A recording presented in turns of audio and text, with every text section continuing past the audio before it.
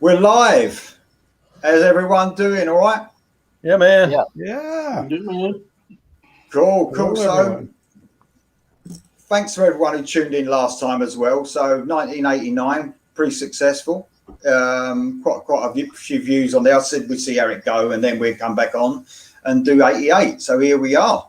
So 1988, what a year! What a year! So, So already we've got some people watching. We've got Claire, Beth. We've got Striper Drive. That must be Kent then, Rex. Yes, it is. Cool. What's up, Kent? So, yeah, what's up, Kent? You're doing all right. So, we're going to talk about 1988, obviously, and the way we did this was the same as last time. We all voted. We basically put our suggestions in for our favourite albums of '88, and then we got all those. I got all those votes together, and anything that got more than one vote basically made it to the list. So we've got some that have got quite a few albums that have got 2 votes from the group, and it goes up to, I think the most got about 5 or 6 votes. So that's our number 1 album, if you like. So we work our way up to that album. So yeah, pretty exciting. Some great albums. What a great year. So all you guys know, obviously, what, our albums that we are going to talk about. We sorted that out already. And I've arranged who's going to talk about them first. I'll try to swap it around so all you guys get a good say on each album. So we've got my daughter, Jade. She's on here watching. Hello, Jade.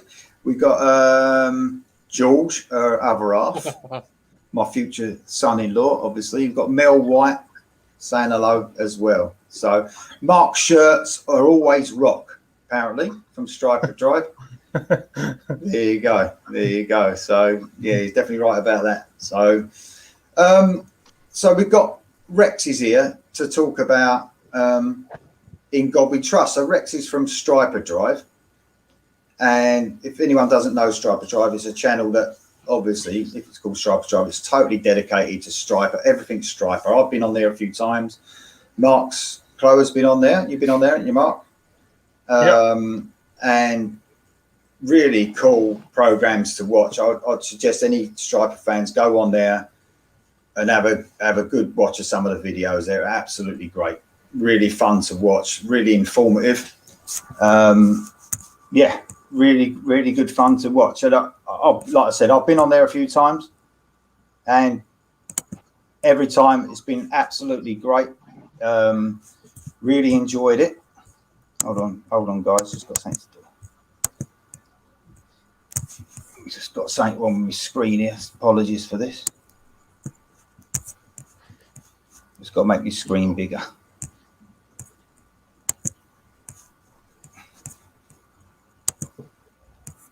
Sorry, guys. So yeah, so we're going to talk about In God We Trust. So Rex, you want to go ahead, mate, and have a little chat about it? Well, of course there's going to be, high expectation for the album following, To Hell with the Devil, and how well that did, and just opened up that whole market in the mainstream for, I really don't care for the term, but, Christian metal, Christian rock, whatever you want to call it.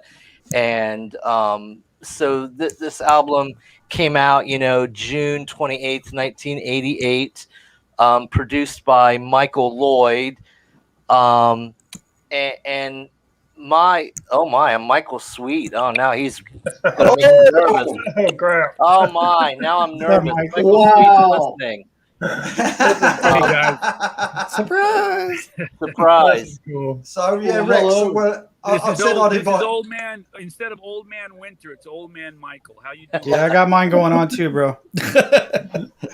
How you doing, Michael? You all right? I'm doing good. I'm sitting here outside of Best Buy in Plymouth, hanging out, waiting for Lisa to come back. We're running errands today, and I'm popping in to talk to you guys for a brief moment. How you doing? Cool. Yeah, good. I mean, we tricked Rex. We got Rex on here. We tricked Rex. We said he's going to come on and talk about In God We Trust, because Rex runs a Striper channel called Striper Drive.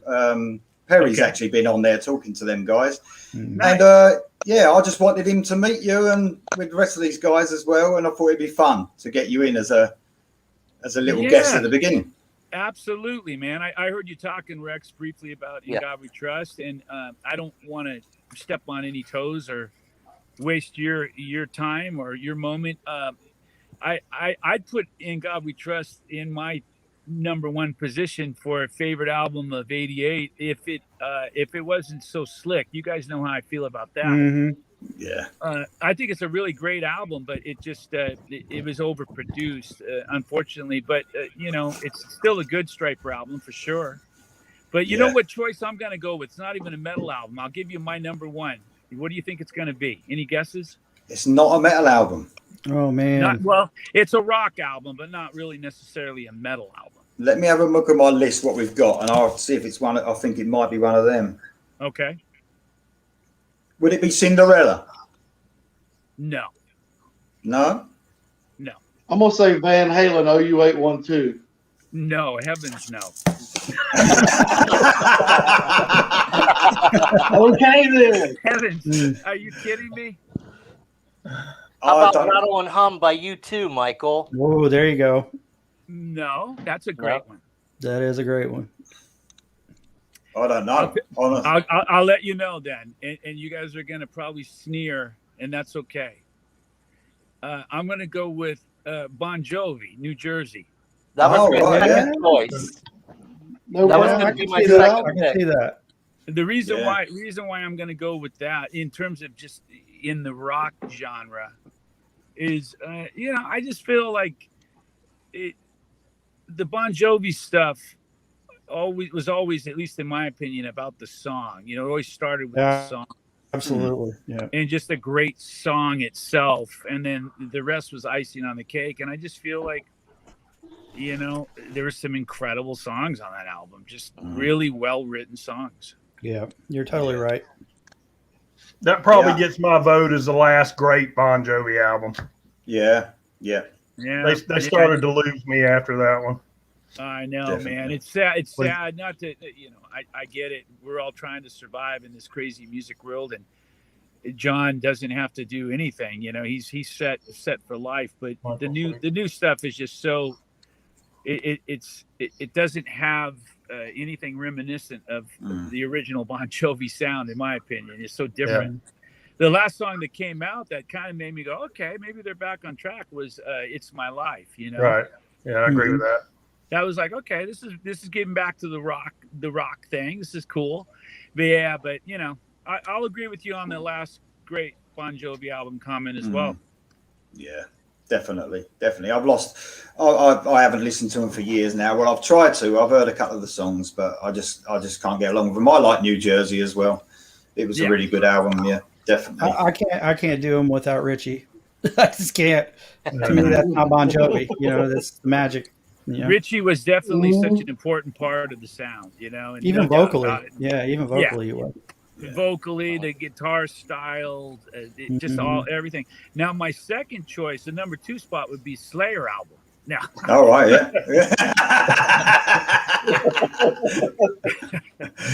That's two extremes. Man, I've got that in the player right now. Lisa and I are just headbanging.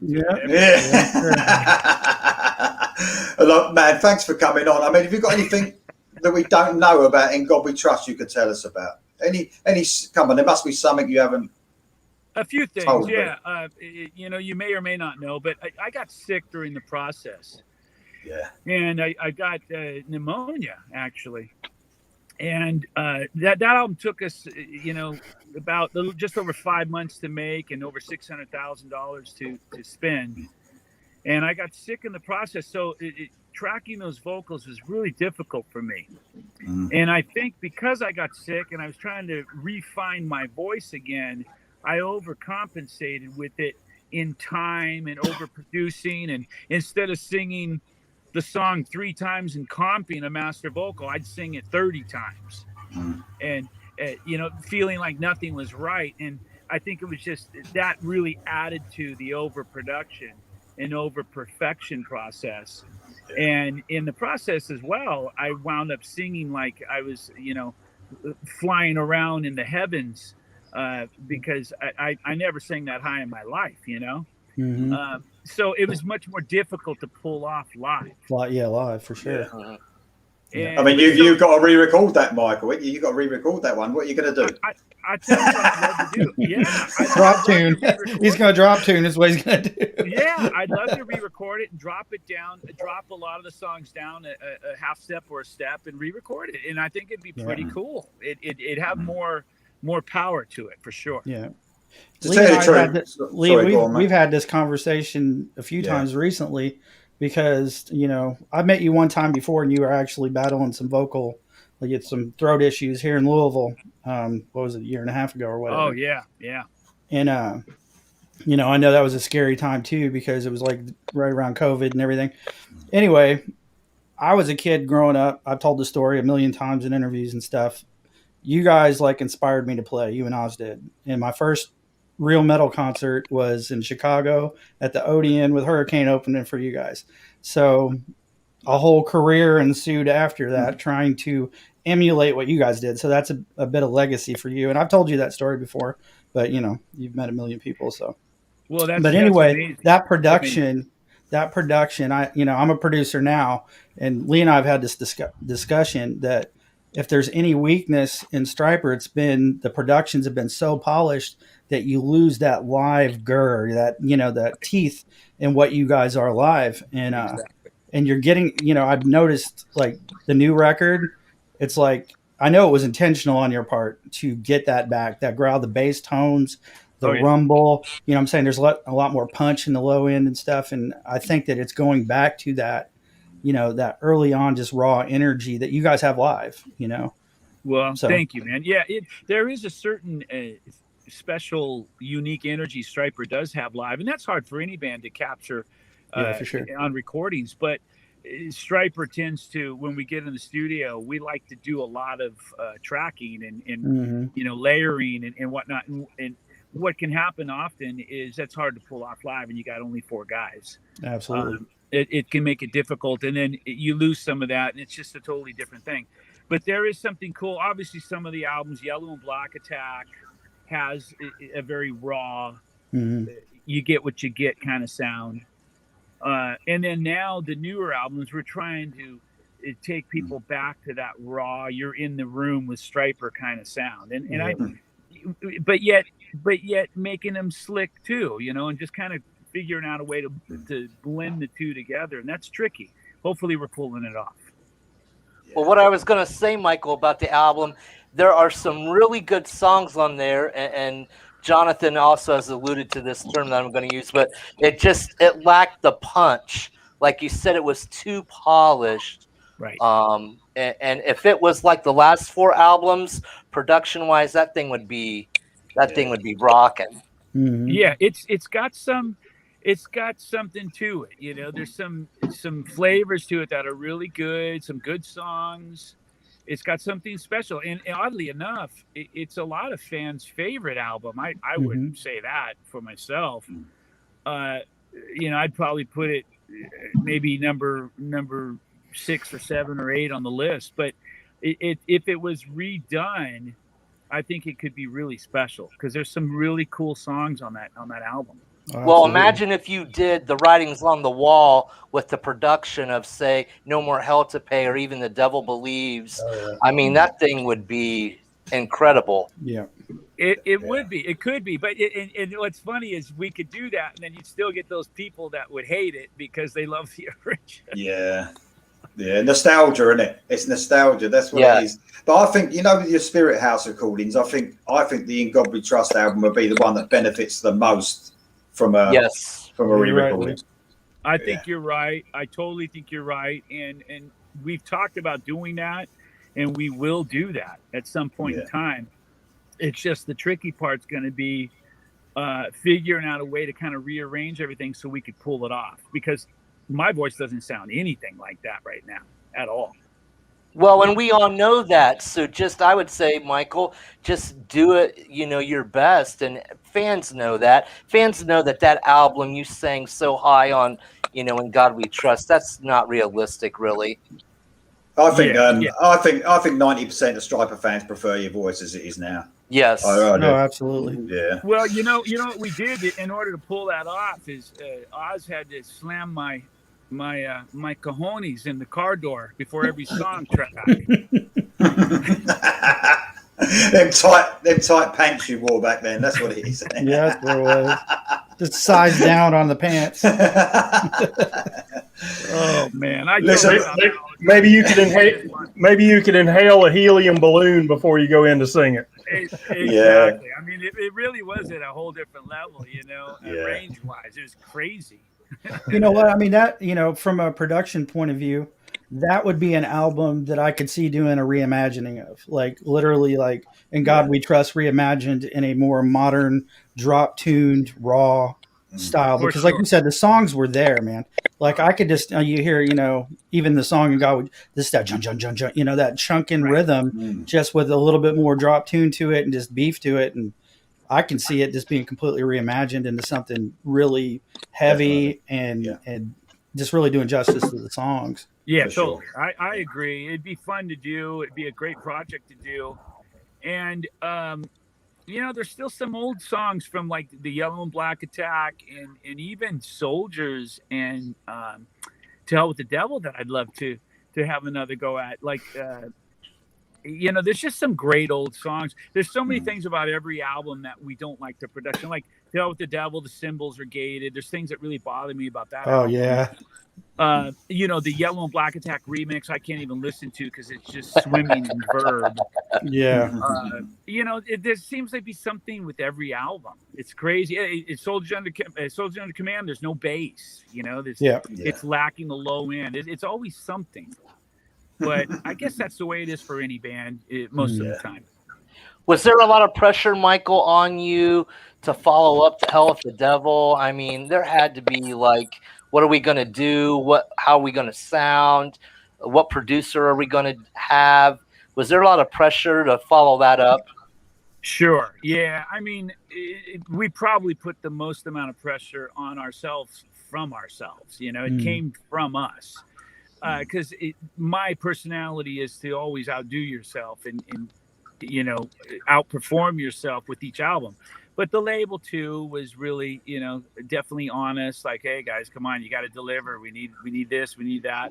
So there was definitely pressure coming off of the heels of a multi-platinum album like To Hell with the Devil and arena sellouts. It was like, oh my gosh, what are we gonna do now? We're gonna pull this off, and that was the mentality for sure. If not, up front and, talking about it, certainly in the subconscious and the back corners of our mind, we were all thinking about that. Yeah. I found it oftentimes your greatest strength is your greatest weakness. And in that sense, I think you guys, you probably went into it with the mindset of we've got to up the last record, and it probably ended up being overproduced because of that. You're a perfectionist to a fault, so you probably just took it to an extreme because of the success of the previous album. No doubt, it was that. It was me getting sick and overcompensating. It was we had a lot more money to work with. With To Hell with the Devil, we had a couple 100,000, and within God We Trust, we had 3 times the amount. So we were like, woohoo! Let's spend more time. Let's do more. And not realizing you had to pay that back, right? It's I would just rather save the money, Exactly. We had to pay it back, and then it didn't do as well. So I mean, in the end result was eventually, fast forward to 1991. We wound up, being a couple $1 million in debt as an entity and eventually going bankrupt because we weren't incorporated. And, it just all sorts of issues came from that. But, yeah, you live and you learn, hopefully, and you try not to repeat the same mistakes. Mm-hmm. Yeah. Well, you've had a load of good albums lately, man. I mean, look.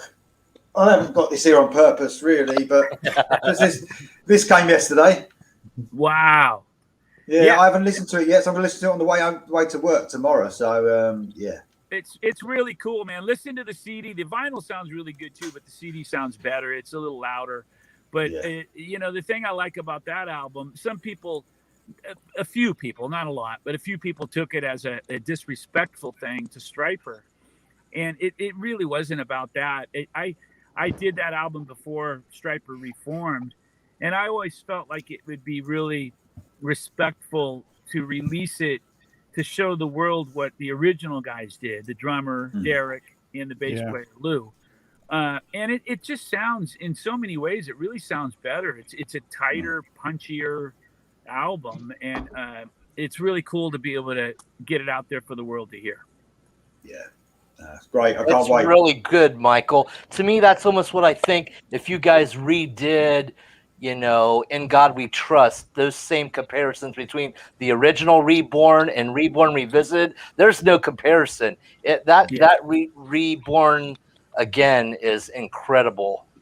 Thanks, buddy. I'm really glad. I mean, it's again, some people hold on to the memories and the time that goes along with an album, and it's hard for them to get past that.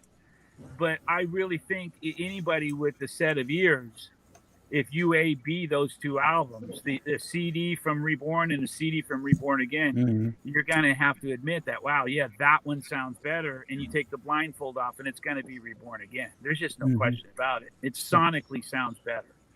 Yes. Well, I'll be reviewing it this week. I'll let you know. Yeah, I mean, Lee, I hope you agree, man. It's got something to it, and I added some guitar solos and a few high notes here and there. I didn't want to go crazy, but it's got a whole new energy to it. I think you're going to dig it, and if you don't, you don't. That's cool too. But I think you will. Yeah, I think I will. I like the stuff I've heard already anyway that you put out. I've listened to the was it Reborn you put out that was brilliant. That was a good track. So I'll listen to that already, but none of the others. I actually listened to the album the other day, and the actual original album, I think it took a lot of stick when it should have done. I think it was mainly for me production-wise. I was saying to Mark Plower before this, I was saying some of them songs, are really good, could fit on some Striper albums now with a better production, a guitar solo. I think a lot of them are really cool, but I think it was just that drum.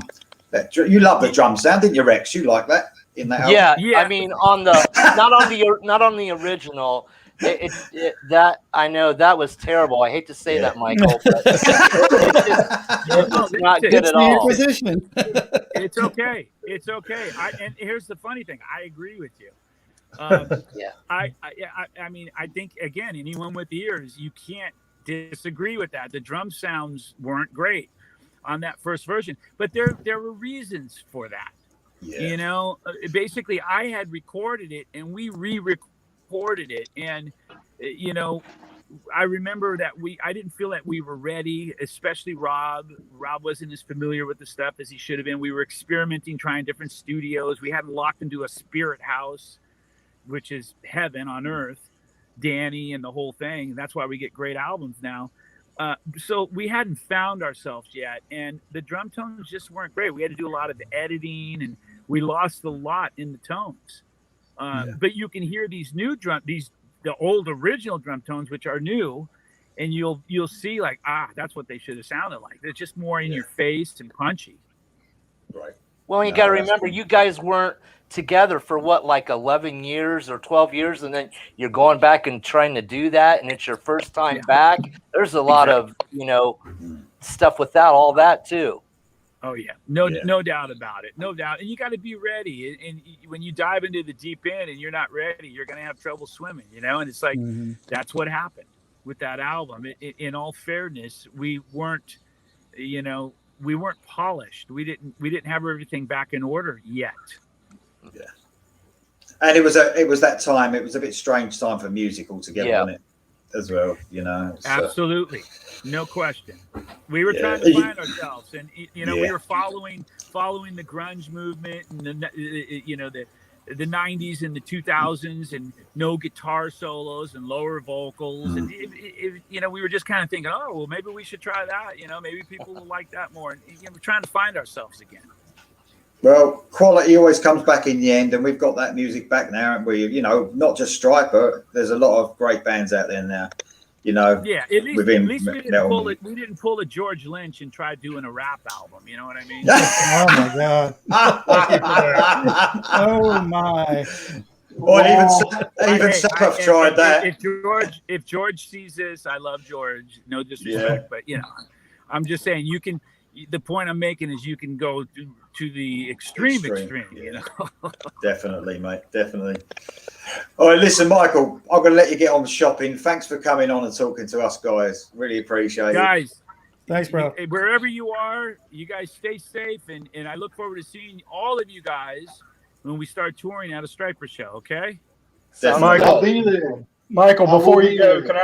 can I ask how Oz is doing now? Oz is Yeah. doing well, man. He's doing fantastic. Like nothing ever happened.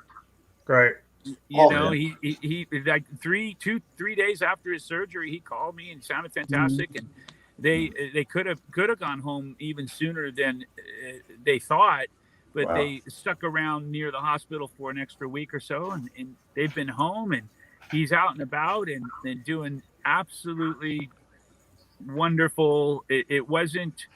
I don't want to say it wasn't as serious as everyone thought, but it wasn't. It wound up not being as bad as everyone thought that it could have been. No cancer, and I mean, he's doing great. I know. When I talked to him last, he was real concerned about his ability to play. Obviously, that one of them was close enough that he might have lost use of one of his hands and his hearing, possibly, which his hearing isn't that great anyway. I got to take a jab. Well, he blames that on you, Mike. He blames that on you. Yeah, I saw your monitor set up, bro. I know what's going on. He said Mike's made me deaf. I have to wear inner ears so I don't lose the rest of it. I'll blame the same on him. My hearing's not great either, you know. Yeah. And I've been standing in front of his guitars for 36 years. And you know, we were all, every one of us, very loud at one point in time. And you know, when you play that long at such levels, you're gonna take some hearing loss and damage your high end to some degree. So. Right. Well, using digital pedals and stuff now, I think that limits your need to crank those amps wide open like we used to have to do. And I know for myself, it's nice to be able to achieve that tone at lower volumes. It is. I mean, yeah, it's a fine line because, you know, it's when I played in Boston, I didn't have any backline behind me, no speakers behind me at all. Yeah. And that was awful. Were you using your Theta pedal then? Was it? I was using no. I was using all the Rockman stuff. Oh, that's right. That's right. You used their gear. That's right. Yeah, and it was all direct, and it sounded great in the ears, but it was terrible because you take your ears out, you couldn't hear anything or feel anything, and even with the ears in, you couldn't feel anything. Yeah, that's the problem, not being able to feel the resonance. You got to be able to feel it, especially when you're playing in a metal band. I mean, come on. Yeah, for sure. You got to be able to feel it. It's a fine line of going too far the other way. So, you know, we do a pretty good job. We wear ears. We've got a grip on the level, and you know, it feels good. It really does. And Oz's hearing is, you know, I don't think it's any worse than any of the other, where all of our hearing is not great. Yeah. But it could be a lot worse too. Yeah, for sure. Listen, when you're my age, you don't even have to be in a rock band to that bad image. So there you go. Right, listen, Michael, I really appreciate you coming on. I'm going to look back at the guys' faces when you appeared on the screen later on, but it'll be fun. So hey guys, have a great rest of the show. God bless you guys, and I can't wait to see which albums you wind up picking as number one. Thanks, man. All right, I'll see you soon. See you later. Bye. Thanks, man. Bye. Mike. All right, guys. Did you enjoy that, guys? I thought that was a surprise. I'm over here secretly fangirling, trying to keep my composure. Listen, sorry, Rex. I did call you on to talk about Striper, but we've had Michael come on and talk about that. So, well, yeah, I don't even know what I could do to follow that up. Anyway, holy cow! You know, I mean, that was really incredible, and it sort of crossed my mind possibly that I thought he might be chatting with us. I wasn't expecting live and camera with him, but yeah, I mean, yeah, there's nothing. We've already talked about it now. I mean, So Yeah, exactly. So listen, thanks for coming on though, Rex. I'm going to get Sure, a couple I of the other appreciate guys it. in now. We're going to carry on with It's the nice show. to meet you, I thought, yeah, you yeah, too. I thought Nice to meet you, Rex. I'd Rex. give you a nice surprise. See, this was going to be you or Yeah, Ken. yeah. So you Thank you, chose Lee. well here, mate. Okay. All right, mate. Cheers, mate. Thank you. All right, I'll speak to you cheers. soon. Cheers, mate. Right, let's get the other guys in, and Rex leaves. Well, that was fun, Lee. Yeah, it was. Awesome. That was awesome. Yeah, it was, guys. It really was. I'm trying to see if get these guys in now. While you're doing all that, just for these Yeah. other fellas, true story. I've been around famous people since I was a teenager. I don't get, starstruck and that kind of stuff because I've just been in it and around it so much. Yeah. Until Yeah. I finally got to meet Oz and Mike. Okay. And the strange thing is Oz had called us because he heard our single. Mr. Cool. Hey, what's up? Saturday Night Fever. But yeah, they're the only dudes that I ever got starstruck over. Yeah, it's great, man. It's great, a great little thing to do though for you guys. I thought it'd be fun. So there you go. There you go. I can't see James on here. Let's see if I'm gonna let me call James because I don't know why he's not on here. Right, so we're going to carry on with the albums anyway. Oh, he hasn't got a link. He should. What's have up, brother? How you doing? All right, boys. I saw a lot of rattling home talk going on in the comments, so I thought I'm throwing on my bonos. There you go. Right, guys. While I sort this out with James, I'll get him into the show. Let's talk about the first album that we're going to talk about because he's not talking about this one, James. So, Barren Cross, Atomic Arena made it by two. You guys voted for that. So, Mark Clower and Jonathan Johnson. So, Mark, you go ahead with this one, mate, while I try and get James in here. All right. I mean, I don't have a whole lot to say about it other than this was the second Barren Cross album, second full-length album, Atomic Arena. Their claim to fame is the singer sounded very much like Bruce Dickinson. They were kind of considered the Christian equivalent of Iron Maiden. I first heard of them. We used to have a college radio station that had a metal show once a week, and they played the song Imaginary Music one night. And at first listen, you'd swear it was Iron Maiden. Iron Maiden, yeah. And then when at the end of it, they came on, they said that's a Christian band called Barren Cross, and I was just blown away how much the guy's named Mike Lee. Anyway, sounds so much like Bruce Dickinson. I don't know if that's just his natural voice or if he tried to sound like Dickinson, but yeah, he did a very good impersonation if it was intentional. But yeah, good band. I mean, I didn't rate them near as high as Striper, obviously, but for the brief time that they were on the scene, label mates. They were label mates with Striper. They were one of the first, kind of what I would call that second tier level of Christian metal bands, because there's one tier which is Striper, and then there's everybody else under that. Right. That's how that went. But they were the first ones to really get a secular label gig. Sure. So they ended up on Enigma with Striper, and John and Dina Elefante from Kansas fame produced that album. Okay. Which they produced a whole slew of Christian metal albums, Guardian and some other bands and stuff, and very polished, slick productions, which you can hear that on this. It literally sounds like Iron Maiden with a slick, polished, 80s production. That's right. Because Iron Maiden likes those dry, kind of live-sounding productions and stuff. Right. And this was very slick and polished. But yeah, dudes from Kansas produced it. Cool. So, guys, James is just on his way in, so... Yeah, so Christian metal band, Barren Cross. Glad they made the list, actually. So it's cool, you know what I mean? Apart from Striper, it's good that another Christian band made it. Next on the list with 2 votes, well, a big band in the 80s, but might be a bit strange for people. People might not think about this one, but a live album, Dokken, Beast from the East. Great album. So Brian and Mark chose this one. You go, Brian, on this one. Tell us what you think about this. There you go. Mark has everything. Of course he does. It was recorded, of course, live April 20th through 30th in '88 in Tokyo.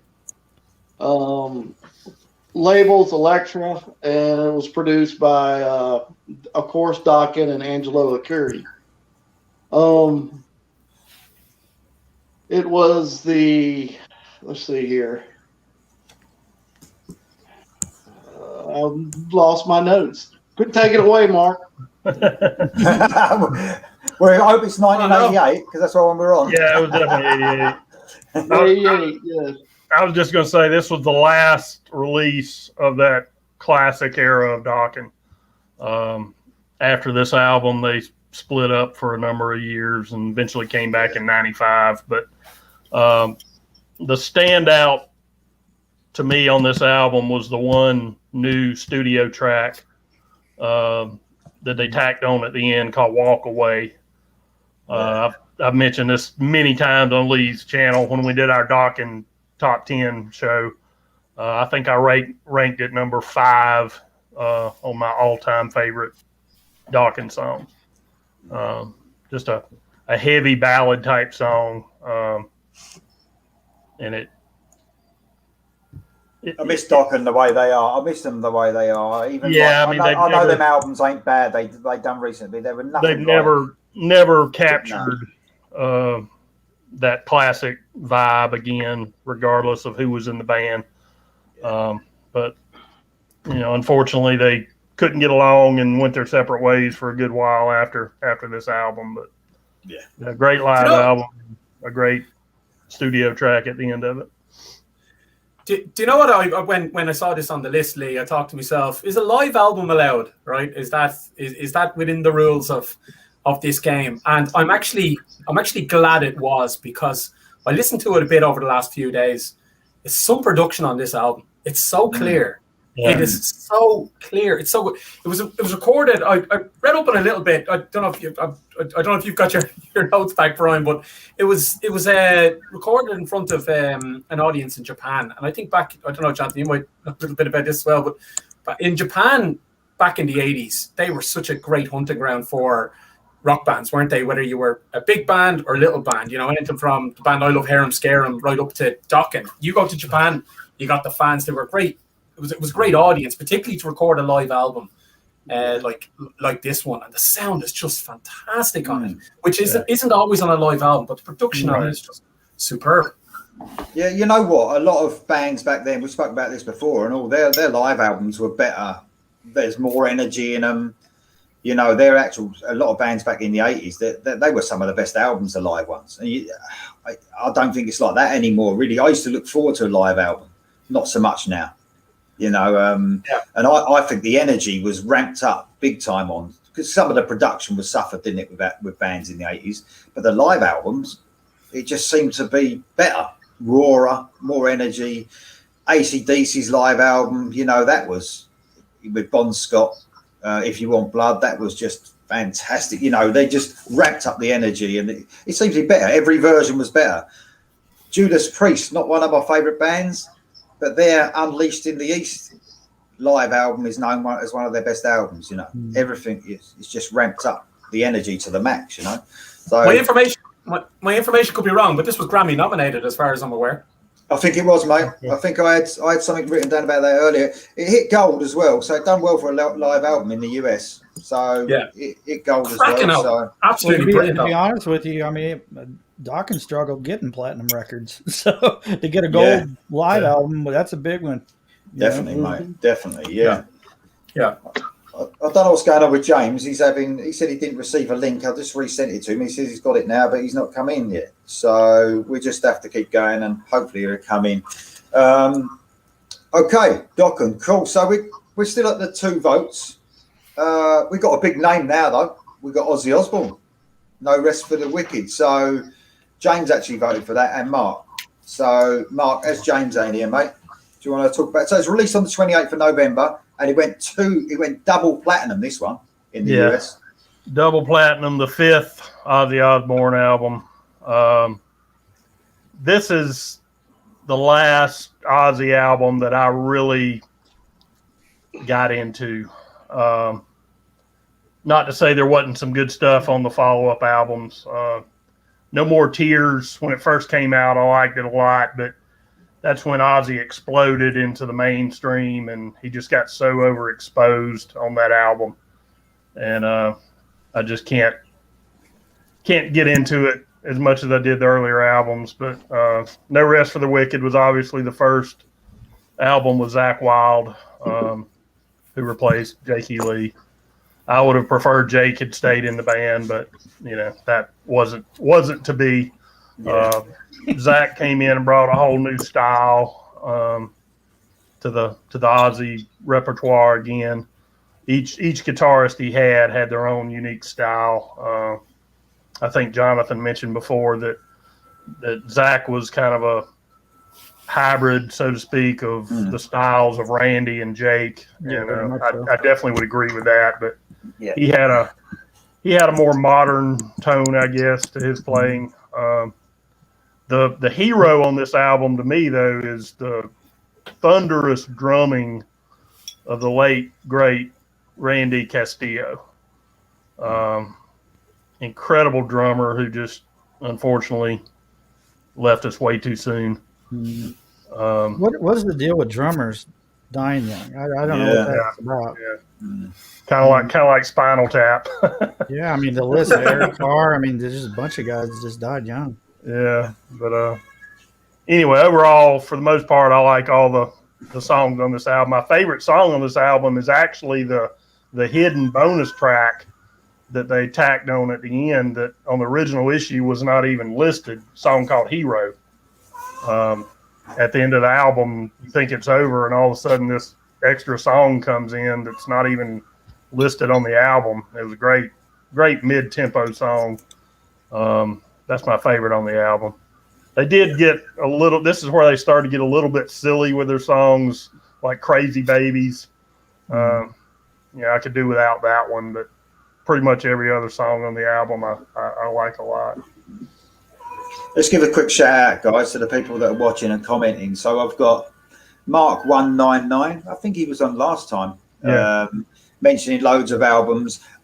Some of the albums I will mention in a minute that we haven't actually got on our list. So we've got Mark199's joined us. My daughter Amber's joined us. Dommy, you know what I'm like with pronouncing names. I don't even want to say it. Let's just say Dommy, all right? I know Dommy nearly 4 years, and I can't pronounce her second name.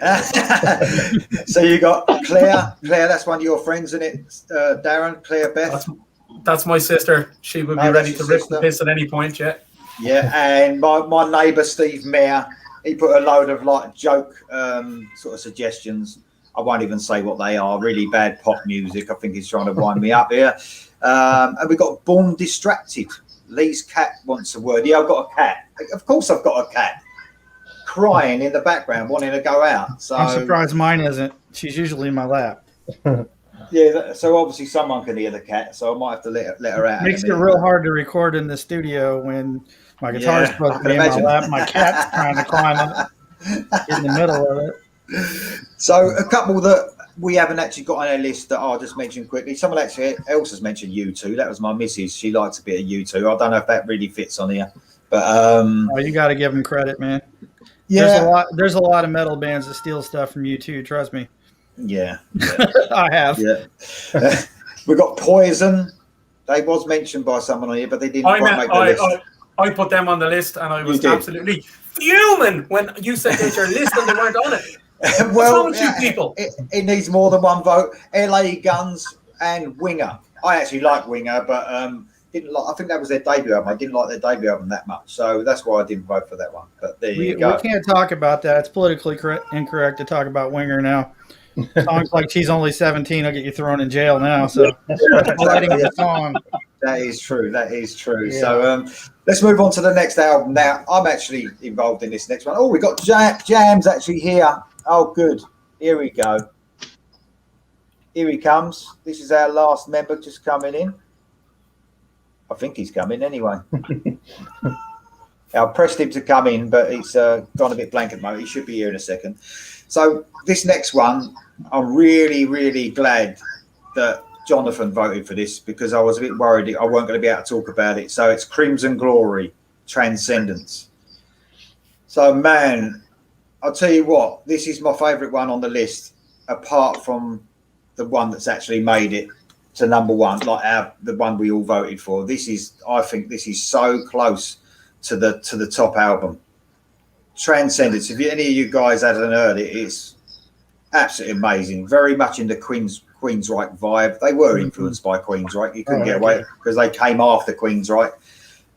You know what? The singer, I don't know. What do you reckon, Jonathan? He's got to be up there, if not better than Jeff Tate. I know that's a bit controversial, but man, different. I mean, like his range was comparable. The dude had I think he might have had a higher range. He tended to stay in it more, like to stay up in that upper register more than Jeff Tate did. But man, I mean, the musicianship of this band was just next level. I mean, the dual guitar attack was just, I mean, as good as any ever in metal, I think. Just the fact that they're kind of like, an afterthought of that era is kind of disturbing because how good they were musically. I found out an interesting fact that the drums. One of the things that strikes you about the album is the drums sound killer. Hey, there he is. It's paused a bit though. He's a bit still. I'm going to let this cat out while you're talking about this. Hold on, John. Come on, Mark. I'm going to be like honest. a still shot. Mark, your face when Michael Sweet came on was an absolute gem, pal. I can imagine. I knew he was coming. So I was just waiting. I don't know what's happening Not with Jam. expecting that. He's Jam's just like paused. I don't know what's going on. But anyway, he can probably hear us actually, but he could. He's upside down on my screen. This is his promo shot. Right. Okay. So sorry, mate, I just missed that. But that album Transcendence. It's like it's got a cult status now, isn't it?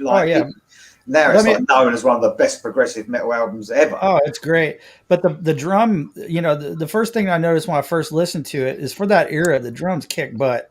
I mean, there was this like slam and the snare drums perfect. And I found out recently that they actually tracked the drums. The drummer tracked the drums without the cymbals. And he played the drum parts without playing the cymbals. So I play drums, so I know how incredibly hard that would be. But he did it, and they ran the drums through a synclavier and triggered the drums somehow in some pre-sound replacement, move. So they triggered the drums through a synclavier and then tracked the cymbals after the fact. And I'm thinking to myself, that was mega hard to do that. And probably affected the performance, but when you listen to it, you can't tell. So, kudos to them for pulling that off back then.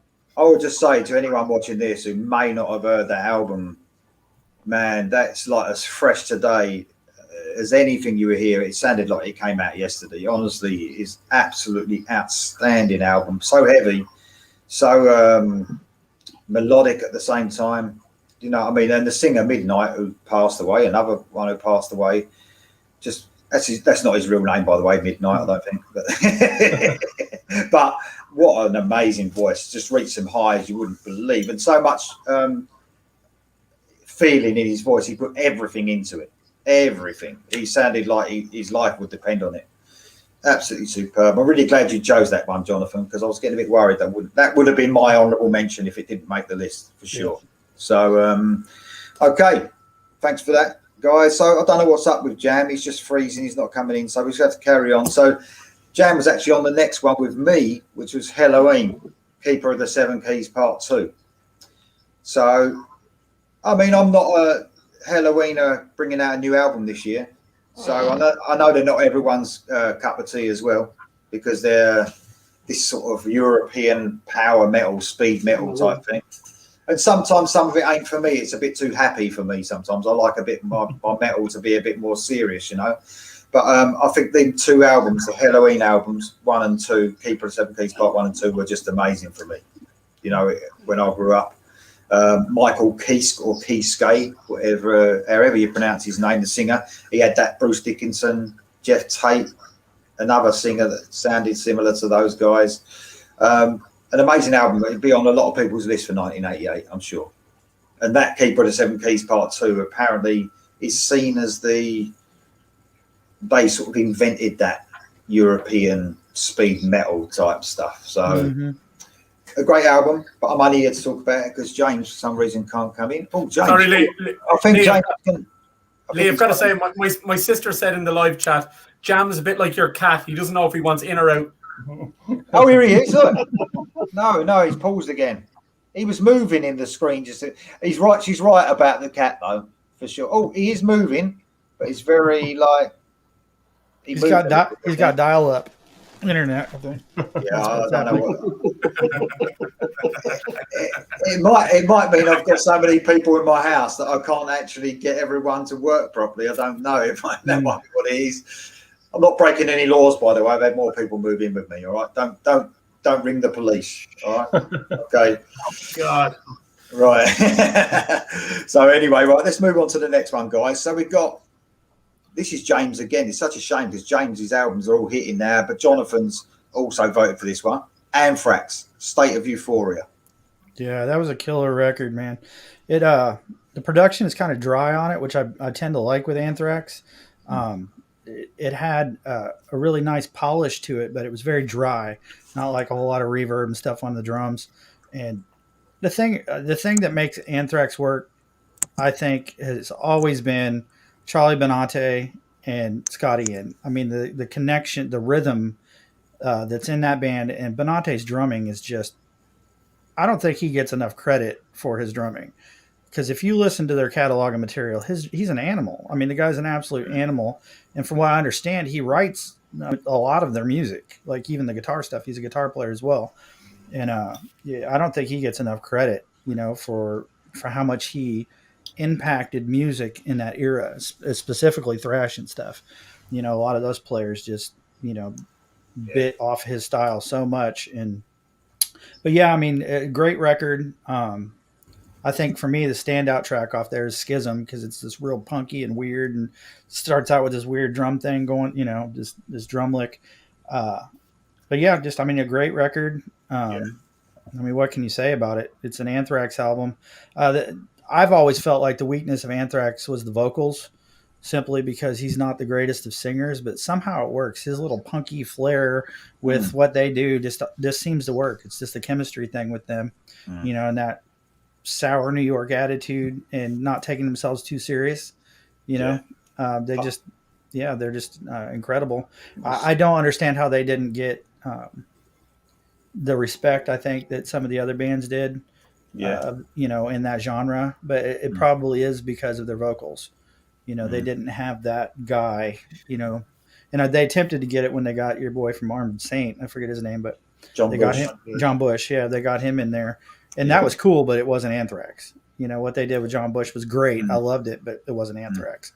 Jonathan, it's funny you should say that about whether the vocal isn't necessarily up to scratch, and it's funny you should mention like that punky kind of feel about it, because when myself and Mark and Lee done the album covers video, I brought up just briefly because we were talking about album covers, but I brought up John Lydon. He's not exactly the best vocalist of all time, but he brings that he brings something to it. It's not doesn't maybe sometimes it just isn't always about the vocal. It's maybe sometimes it's about what you can bring to it, even if it is not the best vocal in the world, David Lee Roth's got to be one of them, in it, for the attitude and the flair he brought to it. Honestly, Vince Neil's not a great vocalist, but he's iconic. You don't have to be a Jeff Tate or a Midnight or somebody like that that's got an incredible set of pipes. You just have to fit the attitude in the songs. And Vince Neil, I've never thought was a good singer, but Motley Crue wasn't Motley Crue without Vince Neil. Agreed. Okay, well, Jam's still having problems. He's frozen. But you got James O'Sullivan. Is that your brother, or who's that? Darren? James O'Sullivan is like the T1000 version of me. He's better in every way. I doubt that, mate. You're the best. You're the best. Definitely. I'm 10 years older than James, and I'm the obsolete Arnie Schwarzenegger version. He's like faster and more slick, Yeah. Born Distracted has said Mick Jagger is a good example of someone with not such a good voice, but obviously, that's a really good shout out that. Mel White loves the Cat. I don't, because the Cats just get on my nerves. They really do. That's my friend Paige. She was actually in our wedding. All right, okay. and Kent from Striper Drive, he's mentioned the band Saint. They're a Christian metal band, aren't they? Yeah. Too Late for Living was their album out in as we've discussed before. During that era of Christian metal, it seemed like every successful big metal band had its Christian counterpart, and Saint was the Christian Judas Priest. Yeah. And that's one thing, man, that I didn't care for, and why I love Striper so much, because there's only one Striper. Right. You know, they were their own. You know, they had their own sound, and even though I ended up in one of those bands, you know, that tended to sound more like another band. They kind of broke away from that, where some of the other bands just stuck with it like religiously to be, we're going to sound like Judas Priest on every record. But it ain't it weren't just the Christian bands either, was it? Everyone was just copying each other, and that's why it all there was a lot of went that. tits up in the end. Well, anyway, that's a different discussion, isn't it, Darren? Why it all went wrong. We don't want to talk about it. In respect to Saint, they were a killer band. I mean, they did it well. Their singer was great. You know, they had decent productions for low budgets. You know, good songs and all that. They did it well. Yeah. Well, we're going to talk about Michael Sweet's favourite band next, Slayer. So, South of Heaven. So James was obviously going to talk about it, but Brian's here to talk because James just can't get on. So, right, South of Heaven, mate. That's the fourth studio album by Slayer, released on July 5th by Def Jam. Producer Rick Rubin. Let's see. It peaked at numbers 57 at the Billboard Top 200. I lost my other notes, so I had to go back to paper here that I printed out to get my notes from. So it's I don't know. There is around here where I'm at, you either like Slayer or you don't like Slayer. That's just how it was with back in 1988 when I was graduating high school. And that was, I'd say it was the same way with metal. You either like pop or you like metal. There was really no in between in the two back then. I'll tell you the one thing I didn't like about Slayer, and I quite like their music, is I just got another cat just running across in there. Is the only thing I didn't like. How many fucking cats have you got? 14 cats, 6 hedgehogs, 2 dogs. I've lost count, mate. Honestly, it's ridiculous. Menagerie over there. I know. Dr. Doolittle. What are you at? Oh God! Here comes Theo now. Pretty soon we're gonna see an ostrich go walking behind. Oh mate, it's ridiculous. Anyway, someone's saying yes, Slayer. Oh, you know we've got the Slayer fan on. Gary next door. He's done the Slayer. You know how they spell it out as Slayer. So the only thing I didn't like about Slayer actually was the vocals. I just thought, and it's not that I don't. It's not that he did the Cookie Monster or anything, you know. He sort of shouted, didn't he, more than anything? It was like a shouting vocal. Never get on with it. But I do like some of their music, though. I've got to admit, some of their music's good. But good to see live. I've actually caught them live at Download once, and they were good. So, but just not for me. Like you said, it's either love or hate thing with Slayer, isn't it? Yeah. You know what I mean? You know, for me, I was in the Christian metal circles back when that album came out, and but dude, I couldn't get over how good Dave Lombardo's drumming was. Like that guy is an animal. I've never heard somebody play a ride cymbal that fast. I mean, his forearms had to be like Popeyes. You know what I mean? Like it's like so fast. Like how in the world is that dude staying on that ride like that through the whole song? So yeah, yeah, definitely. What's the South of Heaven? Is that the one where they slowed everything down a bit and went a bit doomy rather than thrashy? Is that album? Because one of them was a bit more. Yeah, they kind of reverted back to their earlier stuff on this album, and a lot of people didn't like it. I happen to like Mandatory Suicide, one of my favorite songs. Just happens also be one of their set list staples now. So, and it was certified, it was certified gold in '92, so it didn't do too bad. Yeah. I wish Michael was still here to ask him about it. There was a rumor back in the day that they were trying to get a joint headlining tour, Striper and Slayer, and they were going to call it Heaven and Hell or something like that. I think that was just somebody was making that. I do think that it actually got discussed to possibly do that with Motley Crue, but that never materialized. I think on Motley Crue's end, they didn't want to get showed up on stage. I think is what it was. Oh, here we go. Look, we got the bald one. The bald one is behind me. Look, the bald cat. I thought it was the ostrich for a second. I've got Claire. Claire, your sister, Darren. I'm not saying they are the same, but has anyone ever seen Jam and Lee's cat in the same room? Making my daughter laugh, though. Claire, you're cracking me up. Gary says, "Rest in peace, Jeff," because he died. Slayer. Jeff, is it Jeff Hanneman? Yeah. Someone's saying, "Shut up, Vamp." That's my other daughter who's watching live because she can hear the cat just going on and on and on. There you go. Right. Anyway, so it's all fun with the animals, isn't it? Anyway, listen, we get on to Sacred Warrior next. Never heard of. Yeah. So Jonathan's old band. So am I talking about him or?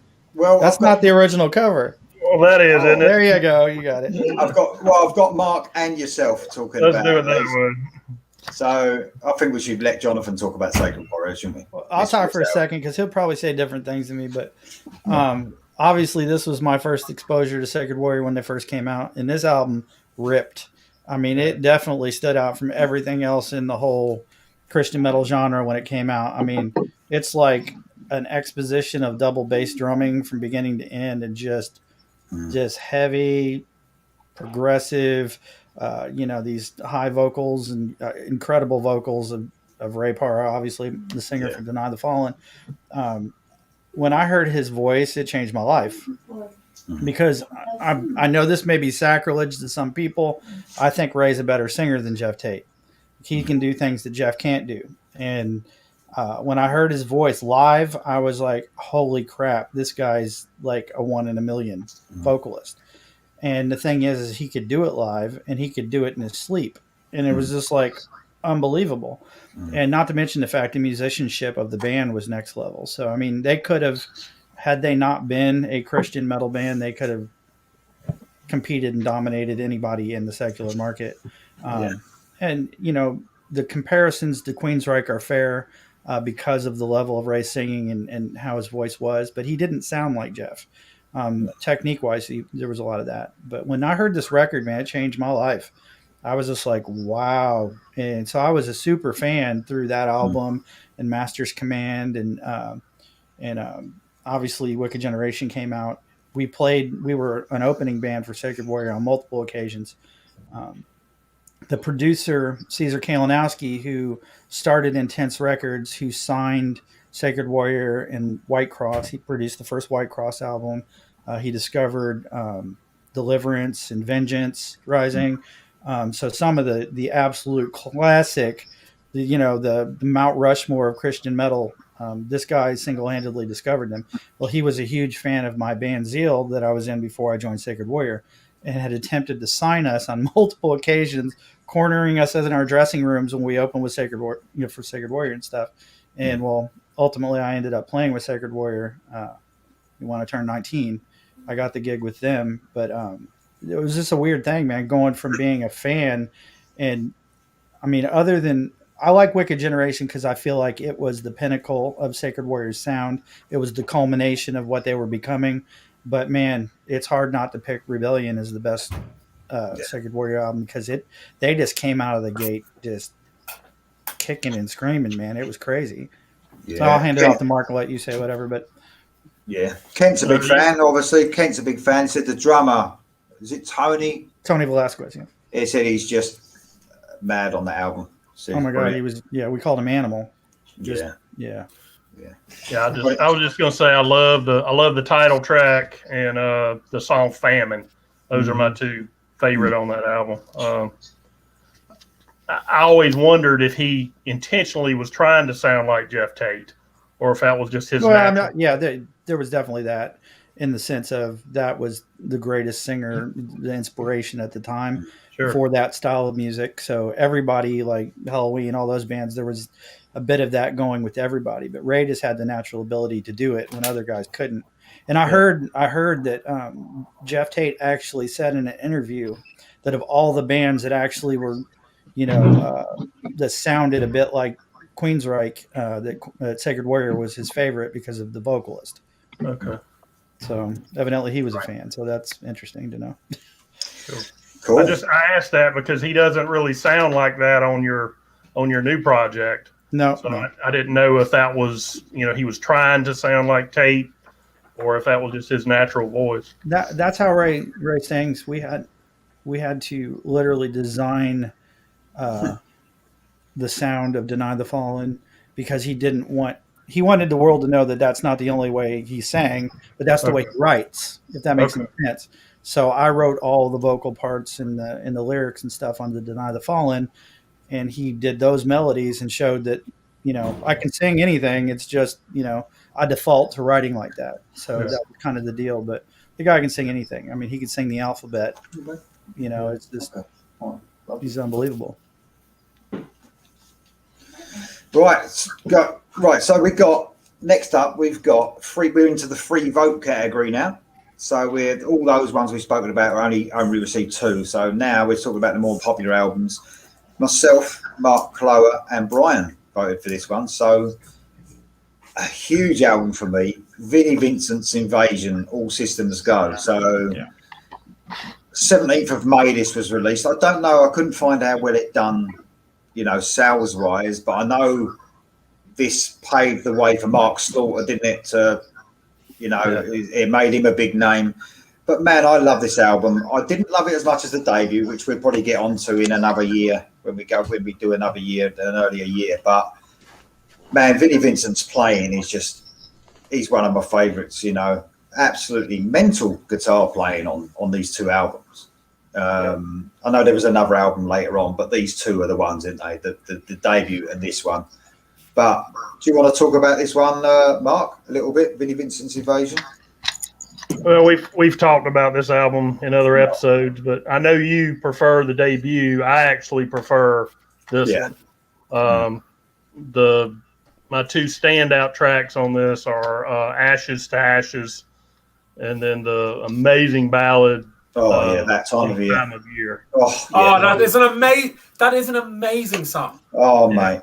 That is one amazing song. Yeah. But as we've said before, Vinnie had all the makings of being a guitar hero for years to come. But Gene Simmons said it best. Vinnie was his own worst enemy. For whatever reason, he continuously shoots himself in the foot every time he gets an opportunity to make an impact. So sorry, Mark. 1988 called. It wants its phone back. Yeah, I know. I was going to go, hello. Da-da-da-da. That might be I'm later. going to see who's at the front door. I'll be right back. That track today is unbelievable. Time of year. Time of year, man. That is one absolutely amazing ballad. You're right there. Great album, Brian. Absolutely great. I mean, the height of glam as well, these guys. They're just, that glam metal sort of stage. I know we want to say hair metal, but it was an amazing couple of albums for sure. I prefer this album, but I guess it's because I like the vocals of Mark Slaughter better than Robert Fleischman. That just did it for me. So and there was also Jeff Scott Soto, who was Yngwie Malmsteen's vocalist, also did some backup on this record as well. So Jeff Scott Soto is a killer vocalist. Oh yeah, some of his best vocals are being done there, and in Wet, absolutely amazing vocals in Wet.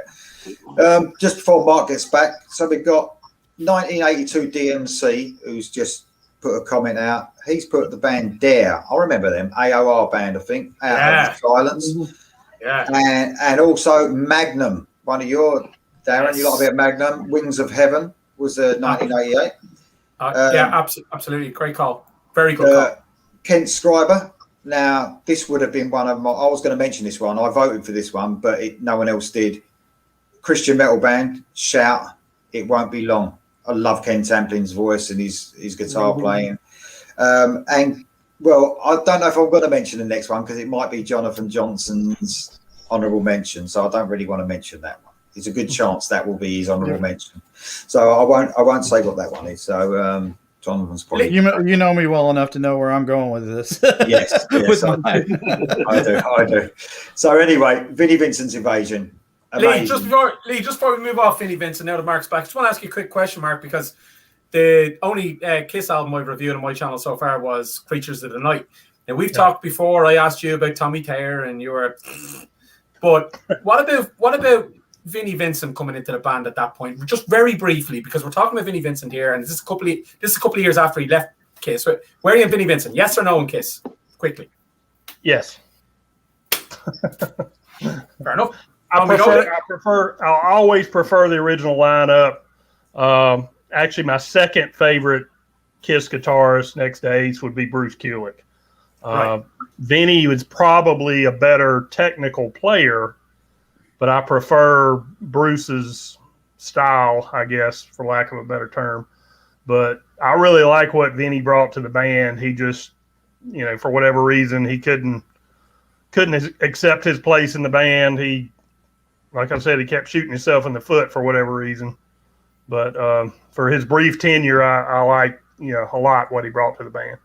Yeah, he's great, but he's brilliant. But his Kiss makeup design is the worst makeup design Kiss ever designed. Oh, I agree. Yeah, awful. Yeah, I agree with that. Hey, back on Jeff Scott Soto. What song did he sing backups on Against the Law? He sang on a Striper. What song was that? It was the best song on that record, in my opinion, and I'm drawing a blank on the name of the song. It was on Against the Law. All for One is probably the best song on there. Is it that one?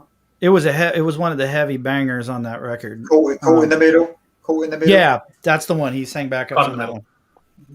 That's my favorite one on the record. It's a great song. Yeah, it's a great song.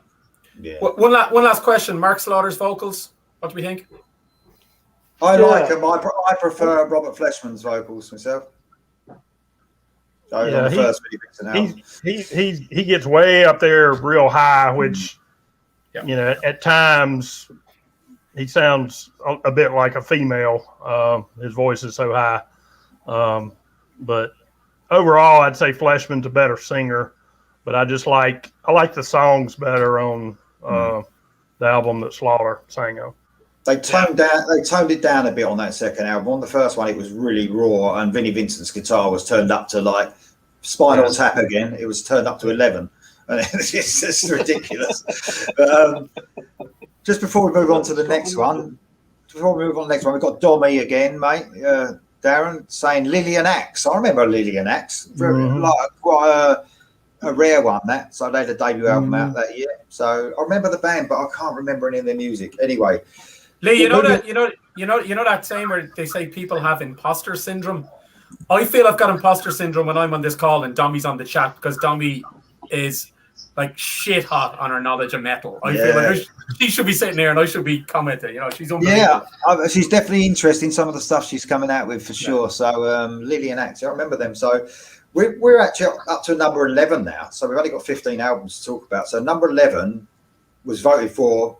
Might be surprising to some people, but Danzig, the self-titled album by Danzig. So you got Jam actually voted for him, but Jam just couldn't connect in the end. So Mark and Brian, who wants to kick us off on this one, guys? Talk about Danzig. Go ahead, Brian.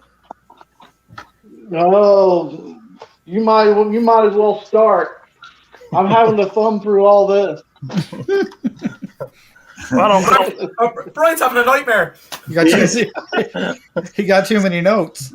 Yes, I am catching a nightmare. I don't have my notes on my phone, and I cannot find them. What you want to do, Disappeared. Brian? What you need to do is host it. Then you don't have to say anything. You just get everyone else to do it. That's what you do. Yeah, get everybody else to talk. So anyway, go on then, Mark. Danzig. Well, Yeah, I don't have any historical information like Brian was probably going to throw out, but when Danzig first came on the scene, they sounded like, and I guess he still does, sound like Elvis meets the Doors meets Black Sabbath. That was kind of the vibe. He had that Elvis, Jim Morrison type voice, but with that dark, doomy, Sabbathy type subject matter and the sound of the music. He's a filmmaker as well, and he makes films now, doesn't he? Yeah, he's a very complex individual. They've gone through a lot of lineup changes over the years, but that early version of the band with Danzig, John Christ on guitar, Eerie Von on bass, and Chuck Biscuits on drums was, in my opinion, the best lineup. Did you just say Chuck Biscuits? That is the best Chuck stage Biscuits. name I've ever heard. Oh, man. Chuck Biscuits. Yeah. And Oh my God. this album actually eventually went platinum. But at the time when it first came out, they were so dark, you almost felt like you were doing something wrong listening to them. They were Had to take a shower after listening. Yeah, to them. they were much darker than Sabbath was at that time. Sabbath had gotten, more commercial. Oh, God, it's a dog now. Yeah. But a little known fact, James Hetfield did some backing vocals on this album. All right, okay. Twist of Cain and Possession. He was uncredited, but eventually later they announced that Hetfield had done backing vocals on that album. Cool. I love nuggets of information like that. Sometimes you see it. You the way you look through like a sleeve notes and you go, Lou Gramm sang backing vocals on that. You go, why? Yeah. I love that. Why would James Hetfield do that? It's just great. Yeah. I love that. That's a great fact. Love that. Yeah, like Lee Spencer sang with Iron Maiden at the Red Lion in Northfleet. That's No, Lee, you're telling lies again, pal. What actually happened was you told me and Mark that you opened for Iron Maiden in a pub. That's what you said. Right, okay. It's my own fault. I brought that one up. Anyway, so we got, just before we move on to the next one, we're getting to big albums now. We got Kent saying Rat, Reach for the Sky. Not one of my favourite albums. I thought Rat were going a bit downhill at this point for me. I love the first three albums. I thought they were great. Reach for the Sky, not so much for me, but not for everyone. The Fire Burns Within. He's got a channel, a YouTube channel. That guy, he's watching. He said King Diamond, and the album Them from '88. So there you go. So some more suggestions there. The next one we're going to talk about.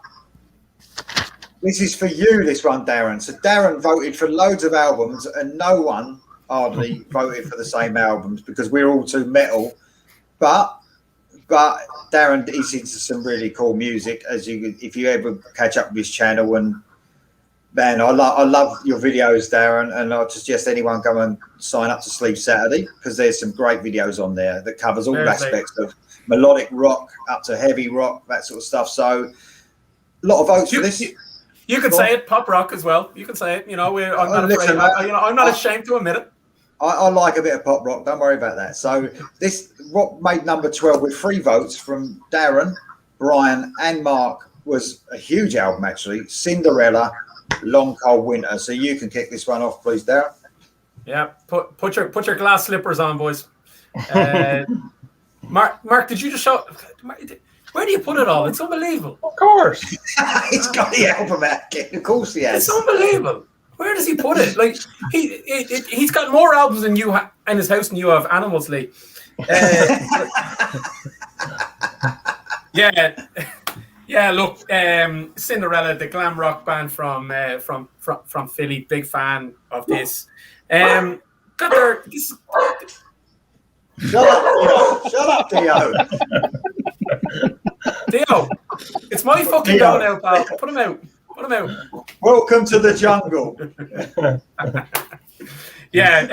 Cinderella, 4 albums. This was their second record. You know what I did? I had a little check on Spotify today because I wanted to see, you know, the way we talk about all these bands and stuff in the 80s, and we've done the 70s show and stuff. I wanted to see the legacy of how many streams they actually have now on some of these songs. And two singles from this album are in the tens of millions. Don't Know What You Got Till You're Gone has had 40 million streams. And another single they had, Gypsy Road, from this album has 27 million streams. I just thought that was quite interesting because sometimes you can really love an album back in the 80s and we'll talk about it and eulogize over it, but you'll go on to it and there'll be bugger all streams on it in modern day. So I thought it was quite interesting to see how many streams they actually had on some of these songs from this album, 2 of them in the tens of millions, which was interesting.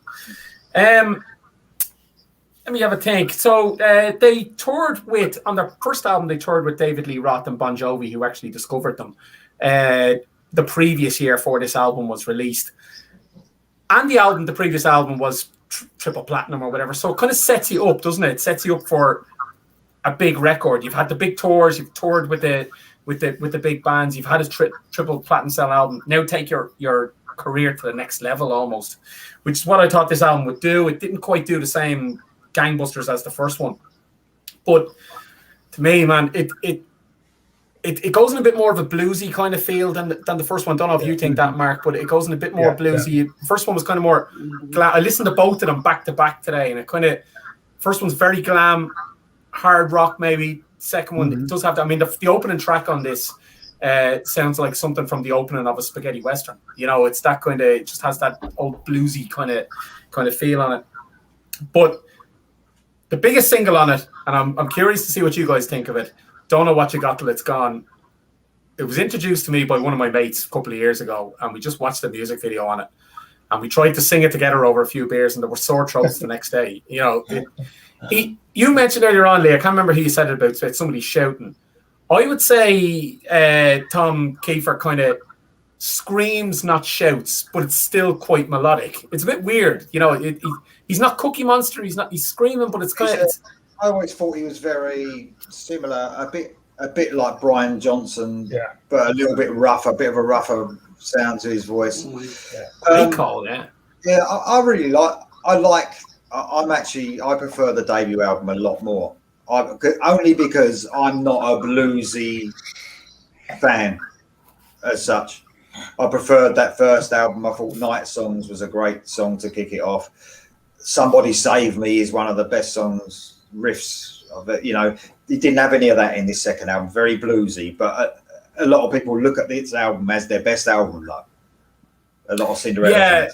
I'm probably a little bit different than you there. I reviewed a Stones album from the 70s a couple of weeks ago, and I do like that bluesy thing. I like the Stones in the 70s. I like Jagger. You know, I love that kind of Stones sound around that time. But I get what you're saying. But you know, do you remember you were talking about in one of your videos recently, Lee, about some of the videos that Frontiers are releasing now, where it's kind of more kind of generic, kind of in the woods, this, that, you know, it's that kind of The video on Don't Know What You Got Till It's Gone on this one, it's that kind of silhouette and of the piano and the lake behind them and the golden sunset, you know, it's classic, isn't it? You know, they don't do it. They don't make them like they used to.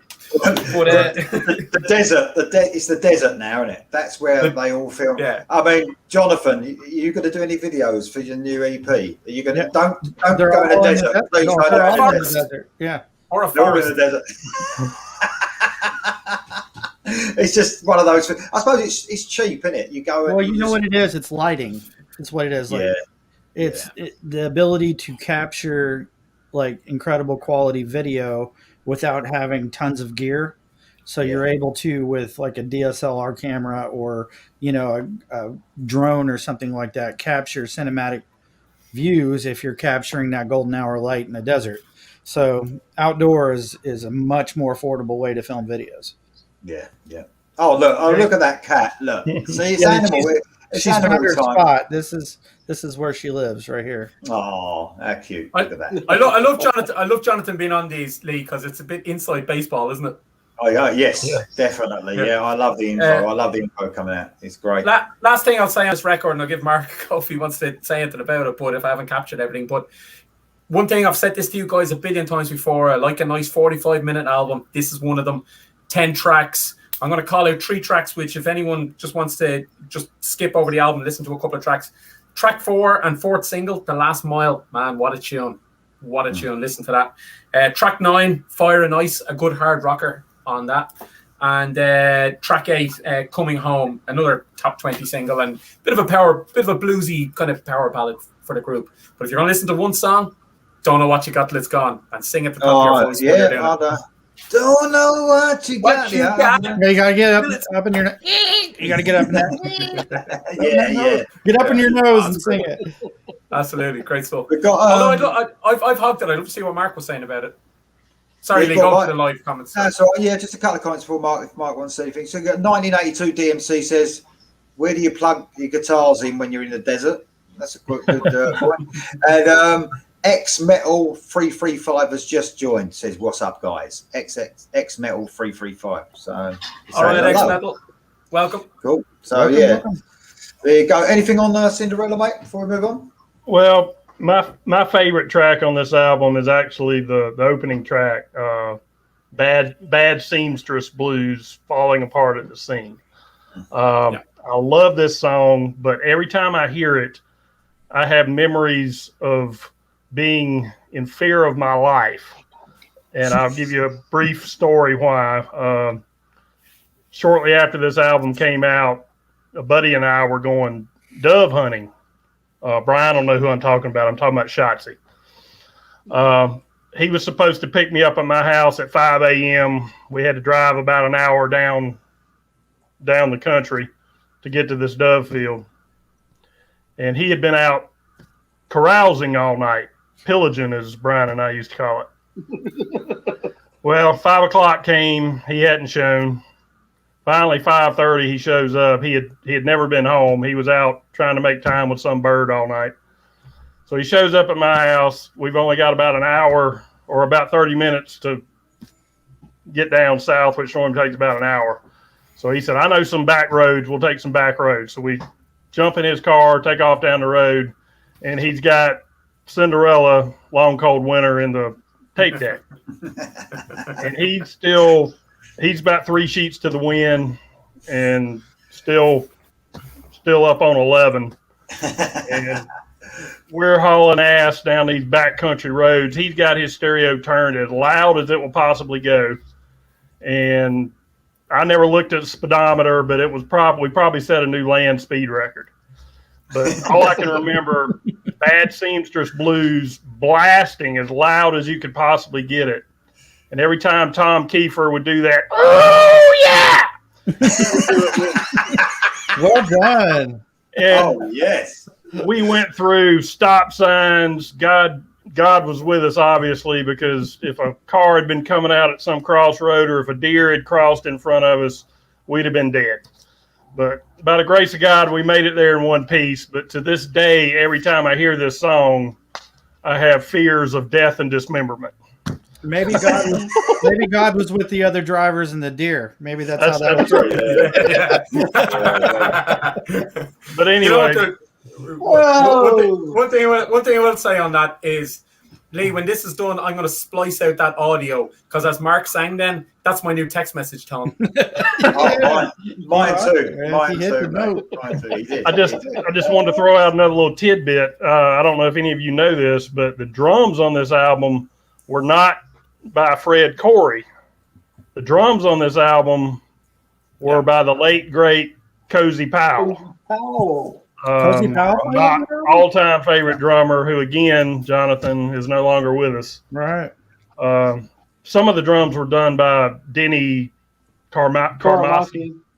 But the majority of the drums were done by Cozy Powell. I didn't know that. I didn't realize Cozy had played on that. That's awesome. Yeah, that shocks me. That I didn't know that either. So, see, look at this trivia. I love the trivia that comes out of Mark's mouth. It's absolutely brilliant. Anyway, we got a couple of comments. We've got someone else joined. I don't know if he's been on for a while. He's just commented.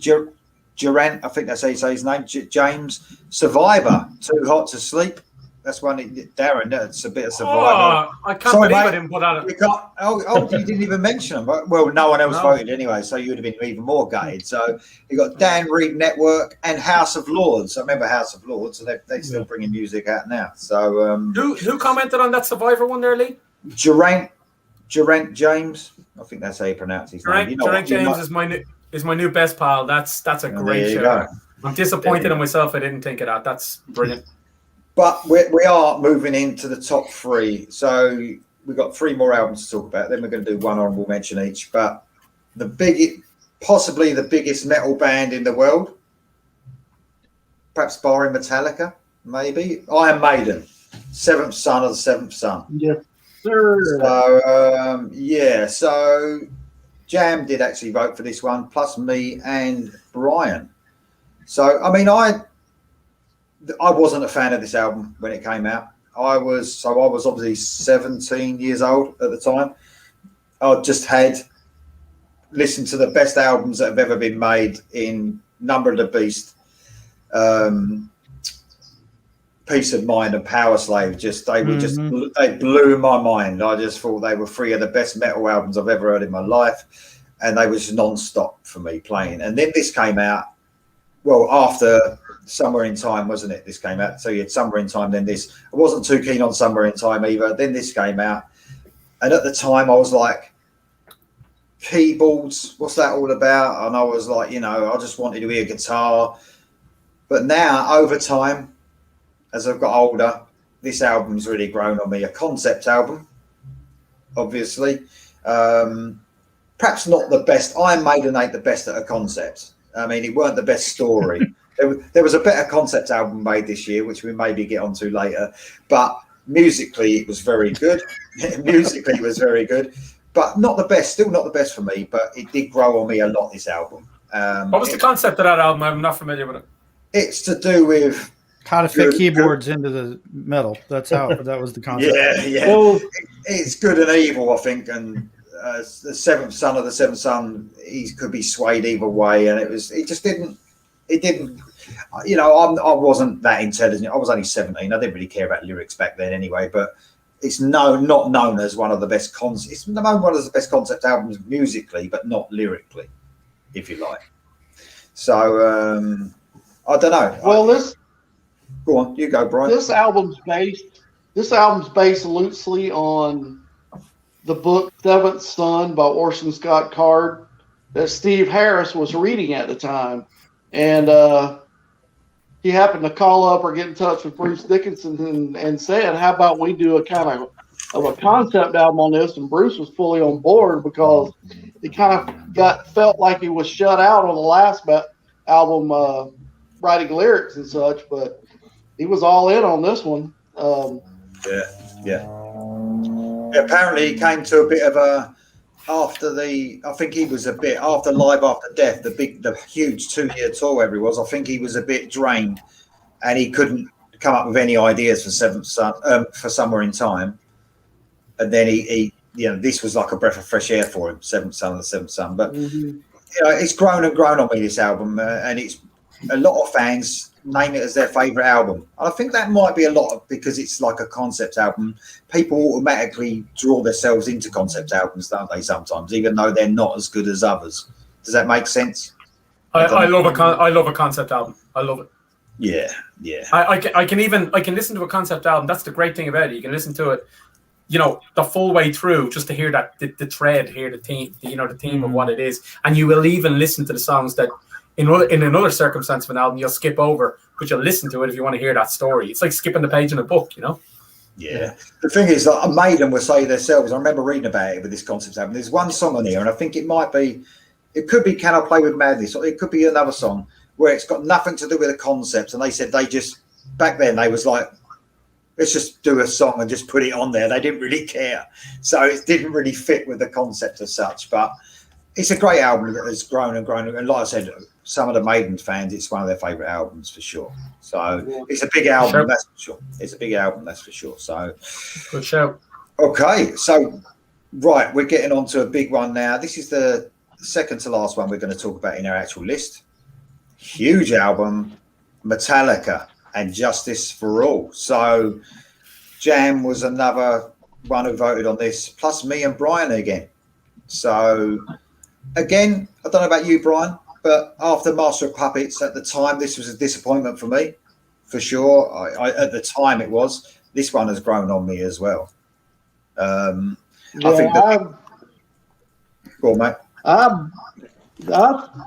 After Master of Puppets, this was a little disappointing, but like you said, it grew on me.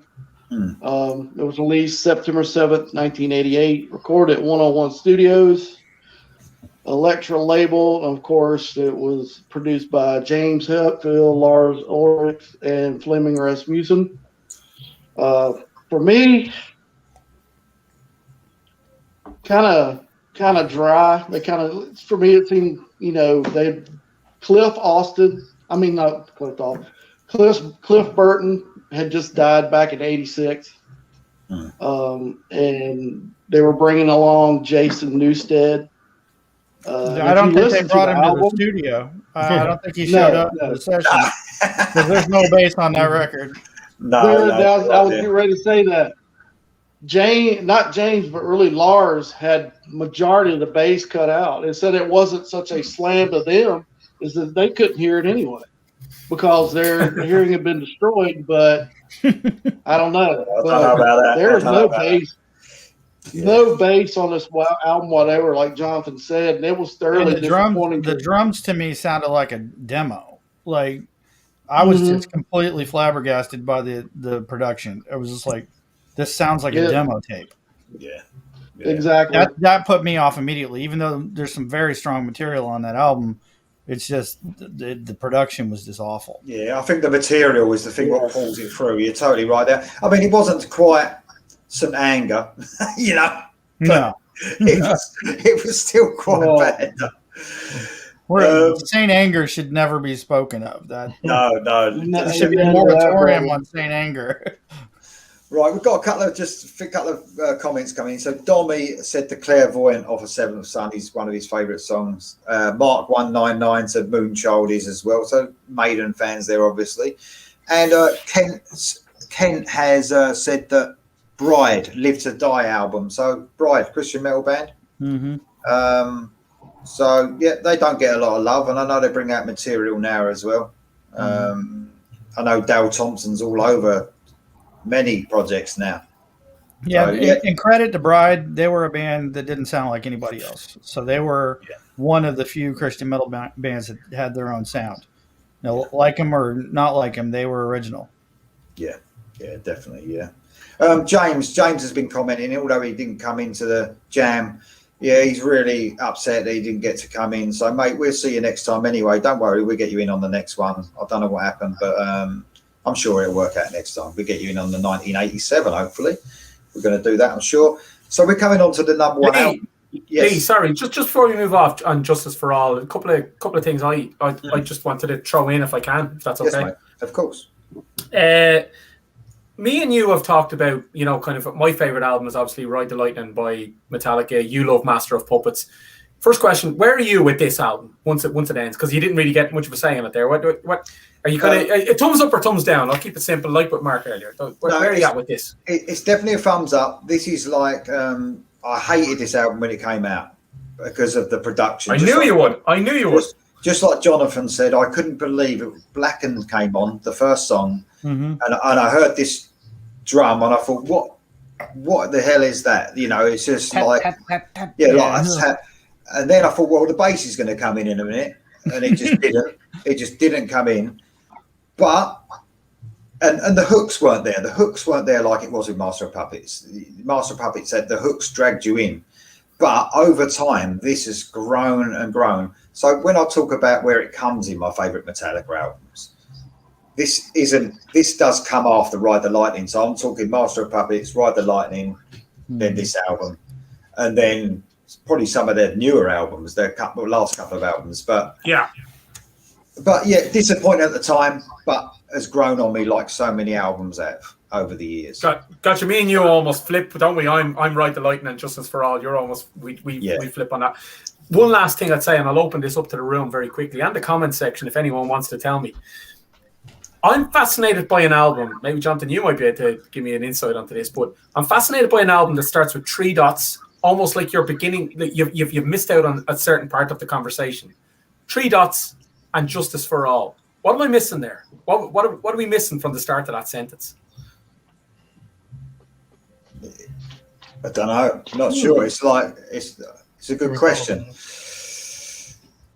Am I missing something in the album, or what is it? Everyone's flummoxed now in the room, but maybe there's nothing in it. Maybe, you know what? Maybe they just sat around and go, just throw it in for a title like that. But I find it fascinating that you open in the middle of a sentence, if you know what I mean, as opposed to giving us the full title. Yeah, good call. I mean, they might have called it Justice for All, mightn't they, rather than And Justice for All? So you have a bit of a guess. It might have been No Bass on Injustice. That's probably All right. So X Metal has said that he has no clue. Kent has said with liberty and justice for all. There you go. All right. Okay. Cool. Well, lady, if you look, liberty or justice is blindfolded and cast in ropes. So I don't know. Yeah. No, On I the don't front know of either. this album. But yeah, a great album. But in fact, there's a good version of this where the bass has been put on. If anyone wants to go to YouTube, it's called And Justice for Jason. And it's the whole album. And it's the whole album with the bass ramped right up. And it's just how it should sound, I suppose, really. But, you know, when you're a Metallica fan, you probably just want to hear what was originally intended. You know, it's just one of those things. And fairness to the record, I mean, it wasn't Master or Ride the Lightning, but it was a great album songwriter. Yeah. A little bit different. You know, I always consider there two Metallicas.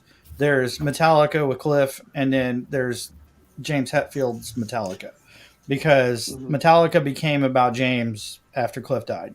Cliff had a tremendous amount of input on the sound of Metallica's first few records, and also there was a huge amount of their sound was developed by Dave Mustaine. So Ride the Lightning and Master of Puppets were majorly still influenced by Mustaine's riff writing, you know, and James was still carrying on a lot of what I think he absorbed off of Dave Mustaine. But Cliff Burton was a master musician. I mean, the guy brought all of the kind of the classical elements into like Master of Puppets and stuff. And I think that kind of left the band post Cliff. And, you know, the band became more of a simple riff kind of band where before there was a little more complexity. Agreed. I think. Yeah. And, but yeah, I mean, Injustice for All could have been a great album had it been produced by, you know, Bob Rock or something. Yeah. I think that's what I would have liked to have heard. Yeah. That album produced, you know, with a massive sound like, you know, the Black Album. I sometimes say about people that have passed away, musicians, and that people look back on them because they passed away and they gain this hero or, you know, this quality, like they're something they wasn't, but definitely not with Cliff Burton. He was something special for sure. Yeah, he deserved. He was unusually talented. Everything that people say about him is true. You know, it's not that he died and he became something he wasn't. He was a big part of Metallica for sure. A huge part. Anyway, we're getting on to our number one album, and this got the most votes, actually, including Jam's vote. It got five of us. 5 out of 6 of us voted for this one.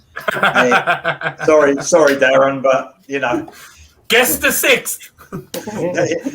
But, you know, this is probably known as one of the best metal albums, not just one of the best metal albums of that year, but probably one of all time, and that's Queensryche Operation Mindcrime, the outstanding. And this hit me like, what is it? A 2-ton heavy thing, as it says in Empire. This hit me big time, this album. And when we talk about concept albums and the story, greatest one of all time. This one. This is how you do it. This is how you do a concept album. Every single bit. Now, we're going to do a show about perfect albums. We'll be involved in that. This has got to be the perfect album. Yeah. There's not one note in this that's wrong. There's not one bad choice. This is absolutely outstanding. For all the little segments, all the little bits of music that fit perfectly. I absolutely love. I can't say enough about this album. It sounds as I could put this album on now, and it sounds like I listened to it in 1988. It seriously does. It's absolutely amazing. So, guys, if you want to talk about this, Mark, do you want a little say on this? We'll go around the room. I don't have any historical information. I'm just going to say it's the third Queensryche album. It is definitely my favorite as a whole. There are songs on other albums that I rank higher individually, but as a complete work, I got to throw it up there. As a complete package, that's the pinnacle of Queensryche. As far as I'm concerned, it was a huge move for them to, and I'll be honest, to this day, I don't fully understand the concept. I would love awesome about it. I would love for Darren, since he's not familiar with it, to listen to this album from front to back and give me his. Oh, mate, I'll tell you what, Darren, this is it. Of the concept. You need to do a show on this album. Yeah. I'm gonna challenge you, Darren, because I know you're into different stuff, but I'm gonna challenge you to spend a week, just like once a day, just play this album and listen to it, study it from a production point of view, from a lyrical, from a melody point of view, and just overall, and find a flaw in this album. I can't do it. I can't do it from a production point of view. I can't do it from the songs. Every song on here is a banger. They're all A+, and they all blend together and work together to tell a story. I mean, it was a flawless, but any one of them could have been a single hit on its own. Like it's just, in my opinion, it's a top 3 all-time metal album. Yeah, it's in my top 3 all-time. It changed music, you know. See, this is the second time Mark has done. Mark dropped me an email a few weeks ago and said, and I loved him. He said, "Do me a solid and do a video on Damn Yankees." Yeah. And then I had to write it, produce it, put it together, and put it out. And I was glad I did, because it's, you know, they're what a great band. So maybe I'll take up the challenge on Queensryche as well. What you'll find on this though, Darren, if you won't find it over like a extreme metal or anything like that. Everything about this is melodic, so you will find things to like for sure. Which is obviously, as we know, MySpace. Yeah, absolutely. Yeah. I want to mention the sound bits at the beginning of this. You know, where they come in and you hear the sounds of the hospital, and you hear Dr. Davis, telephone please, and then you hear they're calling Dr. Blair and Dr. J. Hamilton. I don't know if any of y'all have ever picked it up. I've heard that on films about. I was going to say, I don't know about the UK, but every hospital drama, every soap opera back in the late 80s that had any that was revolving around a hospital used those exact same sound bites. I'd be watching it and I'd be watching, I don't know, one of my mom's soap operas, Days of Our Lives or whatever. I'd hear Dr. Davis, and then you're all amped up to hear Revolution Calling. Yeah, and I'm hearing Queensryche, and I'd hear it on 5 or 6 different shows at the same time, and I used to think, them some bitches get around. They're in every hospital in the country. But that's one of the things that stands out to me. Even the comments, Darren, Dommy saying you have to listen to Operation Mindcrime, Darren. Yeah. There you go. And I love all you guys, but I'll take Dommy's word on that. There you go. So yeah, that had the most votes, guys, and I can't think of a better way to end it. That was we're going to have one honourable mention each, but that is one brilliant album. I just can't get enough of that album, and it'll be till the end of time. Until my day and die. Then they pulled it off in a live setting with Operation Live Crime, and that was actually the tour for Empire. Yeah. But I mean, their career literally was made by Operation Mindcrime. So the sequel that they tried to do with this, though, was horrible. Yeah, that was a turd. They should have left it alone. Yep. Yeah, agreed. Right, okay, guys, that was brilliant. That was our 15 albums. We're going to go around the houses just to do one honourable mention, if you like, that we wish had made the list that the others. Darren's got 20 that he wished he'd made the list, but No, 21. And I'm going to start with one. I want to give an honorable mention to Brian's hat. That is fantastic. I mean, what a hat. Absolutely spectacular. Yeah, really good hat. He's a very good hat. It's absolutely brilliant. I want it. You know. This hat is from their second concept album, Book of Souls. So ain't as good as my hat. Look at my hat. Lee, you're just a pretender with that. Brian's hat is smashing it. Sorry. What was that, Brian? Lee probably eats his cereal out of that. He flips it over and makes a bowl. Yeah. 100%. He's a great hat. Brian, genuinely, where'd you get that hat? Did you get that on their official store or something? I got it. I got this hat at the Iron Maiden show in Charlotte, North Carolina in 2019. Nice. And when they were touring, was it 2019? No, 2017 when they were touring with the Book of Souls, and I got this hat. So basically, you're saying you pulled out a second mortgage on your house to pay for that hat. Yeah, exactly. Yeah.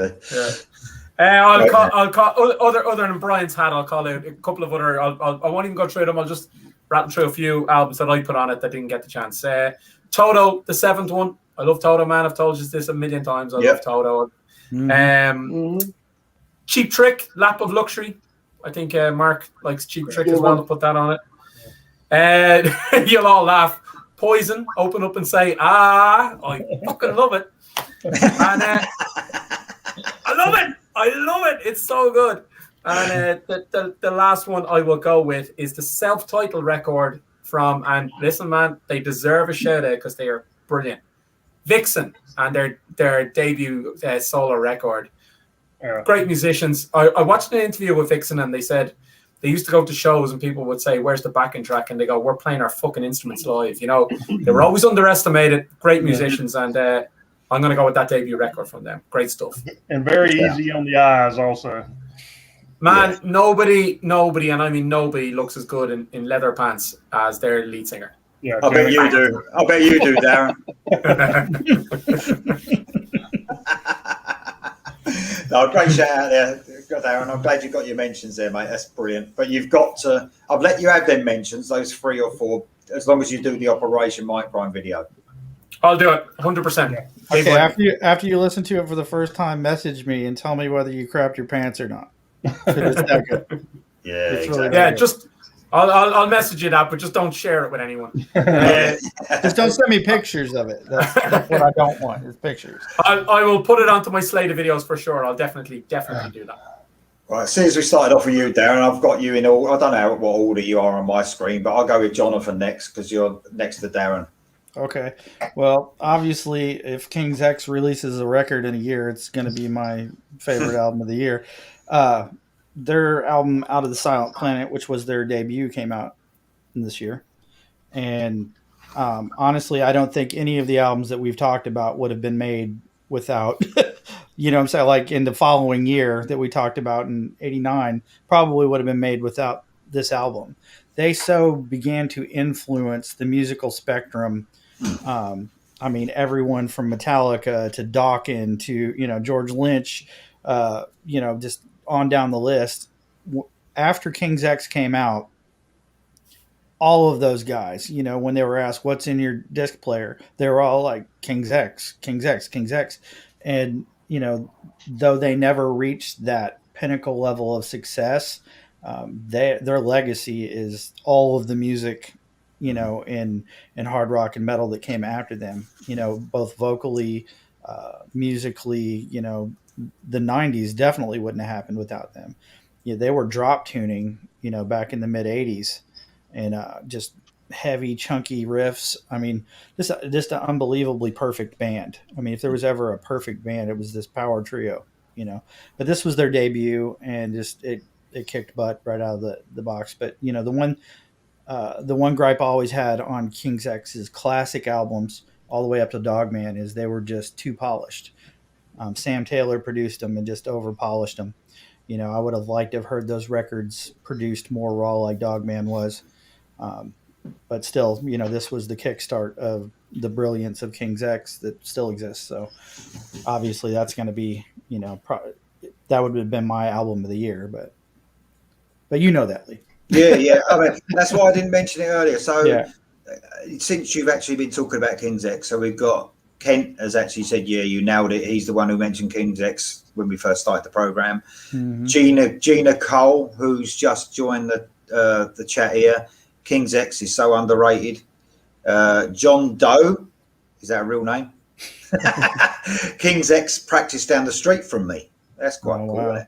So yeah, a lot of an X Metal says, yeah, way too polished, the production. So you get a lot of people agree with you there, don't they, with King's X. So there you go, brilliant. I knew you'd choose that. That's why I haven't mentioned them yet. So there you go. So we're going to Brian, mate. What one have you got, mate? What one are you going to talk about? I have got Suicidal Tendencies. How Will I Laugh Tomorrow When I Can't Even Smile Today? I started listening to Suicidal Tendencies in the early 80s when I was while riding a skateboard, and that went to my go-to band as far as skateboarding is concerned. But this album, they kind of left their, what would you say, their punk rock influences and crossed over into thrash. And this album had a very, very big impact on me. This album had a more distinctly defined metal sound. There were more complexity and length in their songs, and they seemed to have better production values as well. But great album. If you've never listened to it, give it a shot. And a matter of fact, listen to 2 albums. Listen to Join the Army, which is before this one, and you can see the style difference in it. It's huge, and I think that's when they started getting more mainstream, is when they left kind of the punk values behind and went more into thrash. Cool. Oh, man, no, they was just outside of that. I know they always mention the big 4. They was just outside of that when they were with quite a few other bands at that time. Testament and all those sort of bands, just not quite making it. I don't know who decides who the big 4 are, but there you go. Someone does.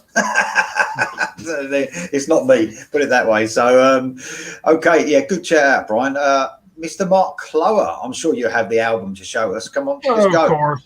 Of course he does. I think Jonathan will appreciate this one, and Kent, who's not on with us, but he's watching. I think he'll appreciate this one. Hurricane. Oh, heck yeah, man. Over the Edge. This is their second album. You too, Brian. I didn't know you were into Hurricane, but I first saw Hurricane open for Striper on the To Hell with the Devil tour. They had an EP out at the time. I think it was 6 songs called Take What You Want. Fronted by the amazing Kelly Hansen, who is now trying to fill the big shoes of Lou Gramm and Foreigner, as Darren knows. Amazing singer. Back then he was, this was a full-on metal band, so he was singing in that heavier style than he does now, but always been a very powerful singer. The drummer was Jay Shellen, who's done multiple projects. The guitarist was Robert Sarzo, brother of Rudy Sarzo, and the bassist was Tony Cavazzo, brother of Carlos Cavazzo. Anyway, second album, great album.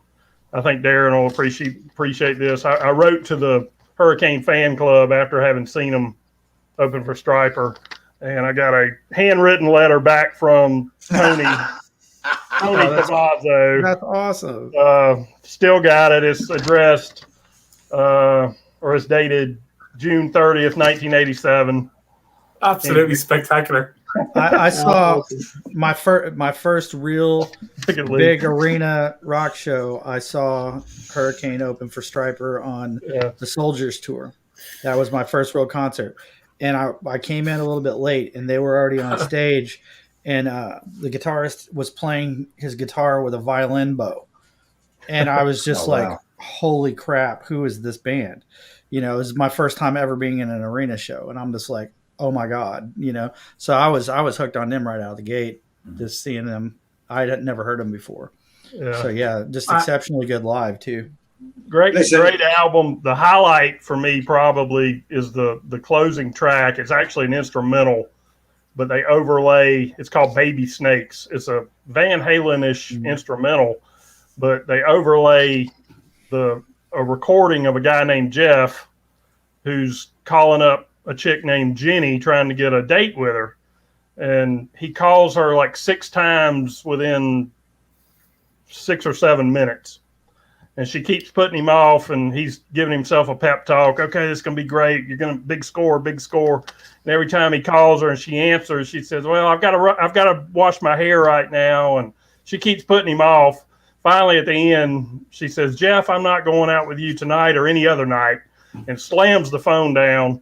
And after she's hung up, he says, so what are you trying to say?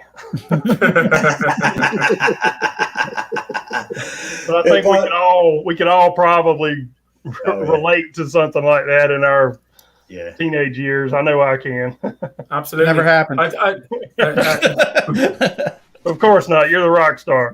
Wasn't then.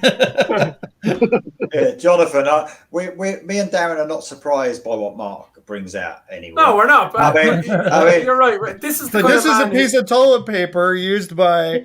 Oh, mate, you're not far off. Darren, tell him about the Black Sabbath concert. Tell him. Here's the deal, Jonathan. When you're dealing with a man, when he shows you something like that, it's not that surprising, because this is the kind of man that keeps the confetti that falls from the fucking ceiling in a bag, right? Oh, wow. like just absolutely stunning. Yeah, I keep saying it, and I'll keep saying it, and I'll keep fucking saying it. I want to know where he stores it all. Where does he put this stuff? Man, he's got a warehouse. I don't know, but I bet his missus has got the ump. He's hired Amazon. To set up like automated racks just to bring it, like when he's on video. You know, they're just bringing it up. Oh, here we go. Just punches it in the little keypad. You know that program Storage Wars? I bet Mark just has like a little unit somewhere, and he just keeps all that stuff. Lord. You know, yeah. Unbelievable. Sorry, just before I go on to my one, Gina Cole was asked. She's obviously joined the show late. She's asking, she hasn't had any update about Oz Fox. Well, actually, Gina, we had Michael Sweet on here earlier, and he said he's doing really great. So better than expected. So hopefully, fingers crossed, everything's going to just be fine. I'm not sure if he's got any more surgery coming up. Has he got another bit of surgery? He's got another surgery coming up. I think he's got another one. Yeah. So hopefully he's doing really well. So we heard from the horse's mouth, as they say. So you know what, Gina? Gina, you are getting the bargain basement element of this video right now. Yeah. It started off with Michael Sweet, and it ends with me. That's what you're getting right now, right? That's how it happens. Right? The bargain basement version, right? There you go. Anyway, right, okay. So my honourable mention, if you like. I tried, there's a few I had, but I tried to go for the one that was probably less well known.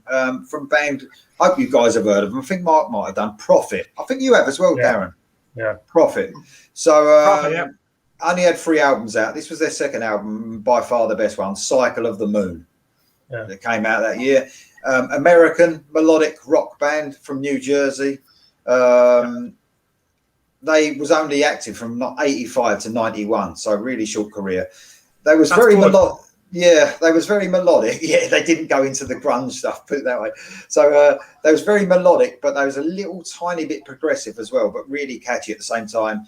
If you want to hear any songs from them, I would say Can't Hide Love is just amazing, and Sound of a Broken Heart, Breaking Heart, sorry, which was a bit of a hit. It was on MTV, but not for long. So there you go. Prophet, Cycle of the Moon. Listen to that one. So that's it, guys. We're done. I'll tell you what, I've loved this episode. I've had real good fun. Apart from the animals, they're all asleep now. Now they've caused havoc. They're all asleep. There you go. Sorry, Jam couldn't work it out too.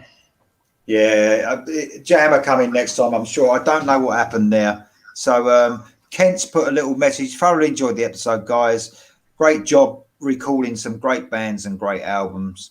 Gina's gives a thumbs up as well. So I think we've had a constant flow of people watching as well. I hope you guys enjoyed the Michael Sweet bit at the beginning. Absolutely. So Jonathan, obviously that's not the only time you've met Michael.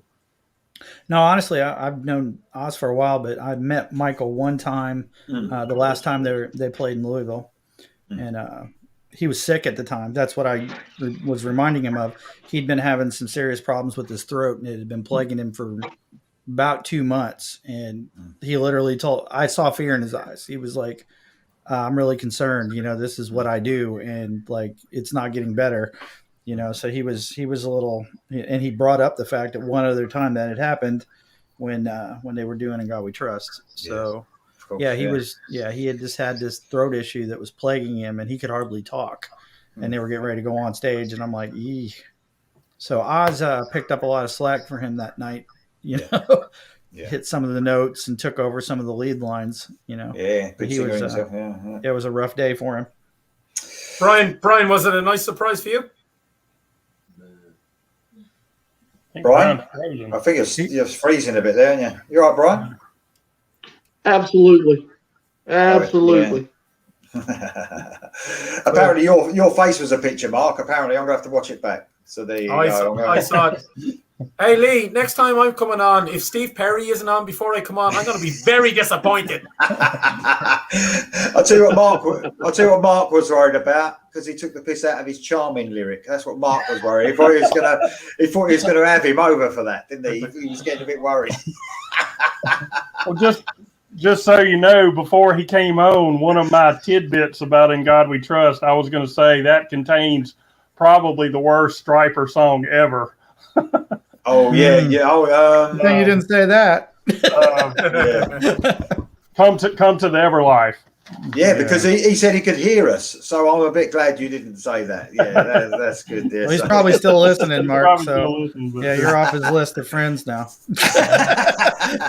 He would probably agree with you. Honestly, we all have those songs. Well, listen, thanks to you guys for coming on again. Thanks to the people that have been commenting all night. Really appreciate it for tuning in. And we will be coming back, obviously, for 1987, which was also very good. Very good year. Oh yeah, and we still haven't got to my favourite year, which would be 1986. So yeah, 86 my favourite. But guys, really appreciate you coming on. It's a real honour having you guys on as usual. Loads of knowledge here, and I'm sure everyone loves having you on as well. Got some great comments. So I'll see you next time, guys. Thank you very much. See you guys. See ya. See you guys.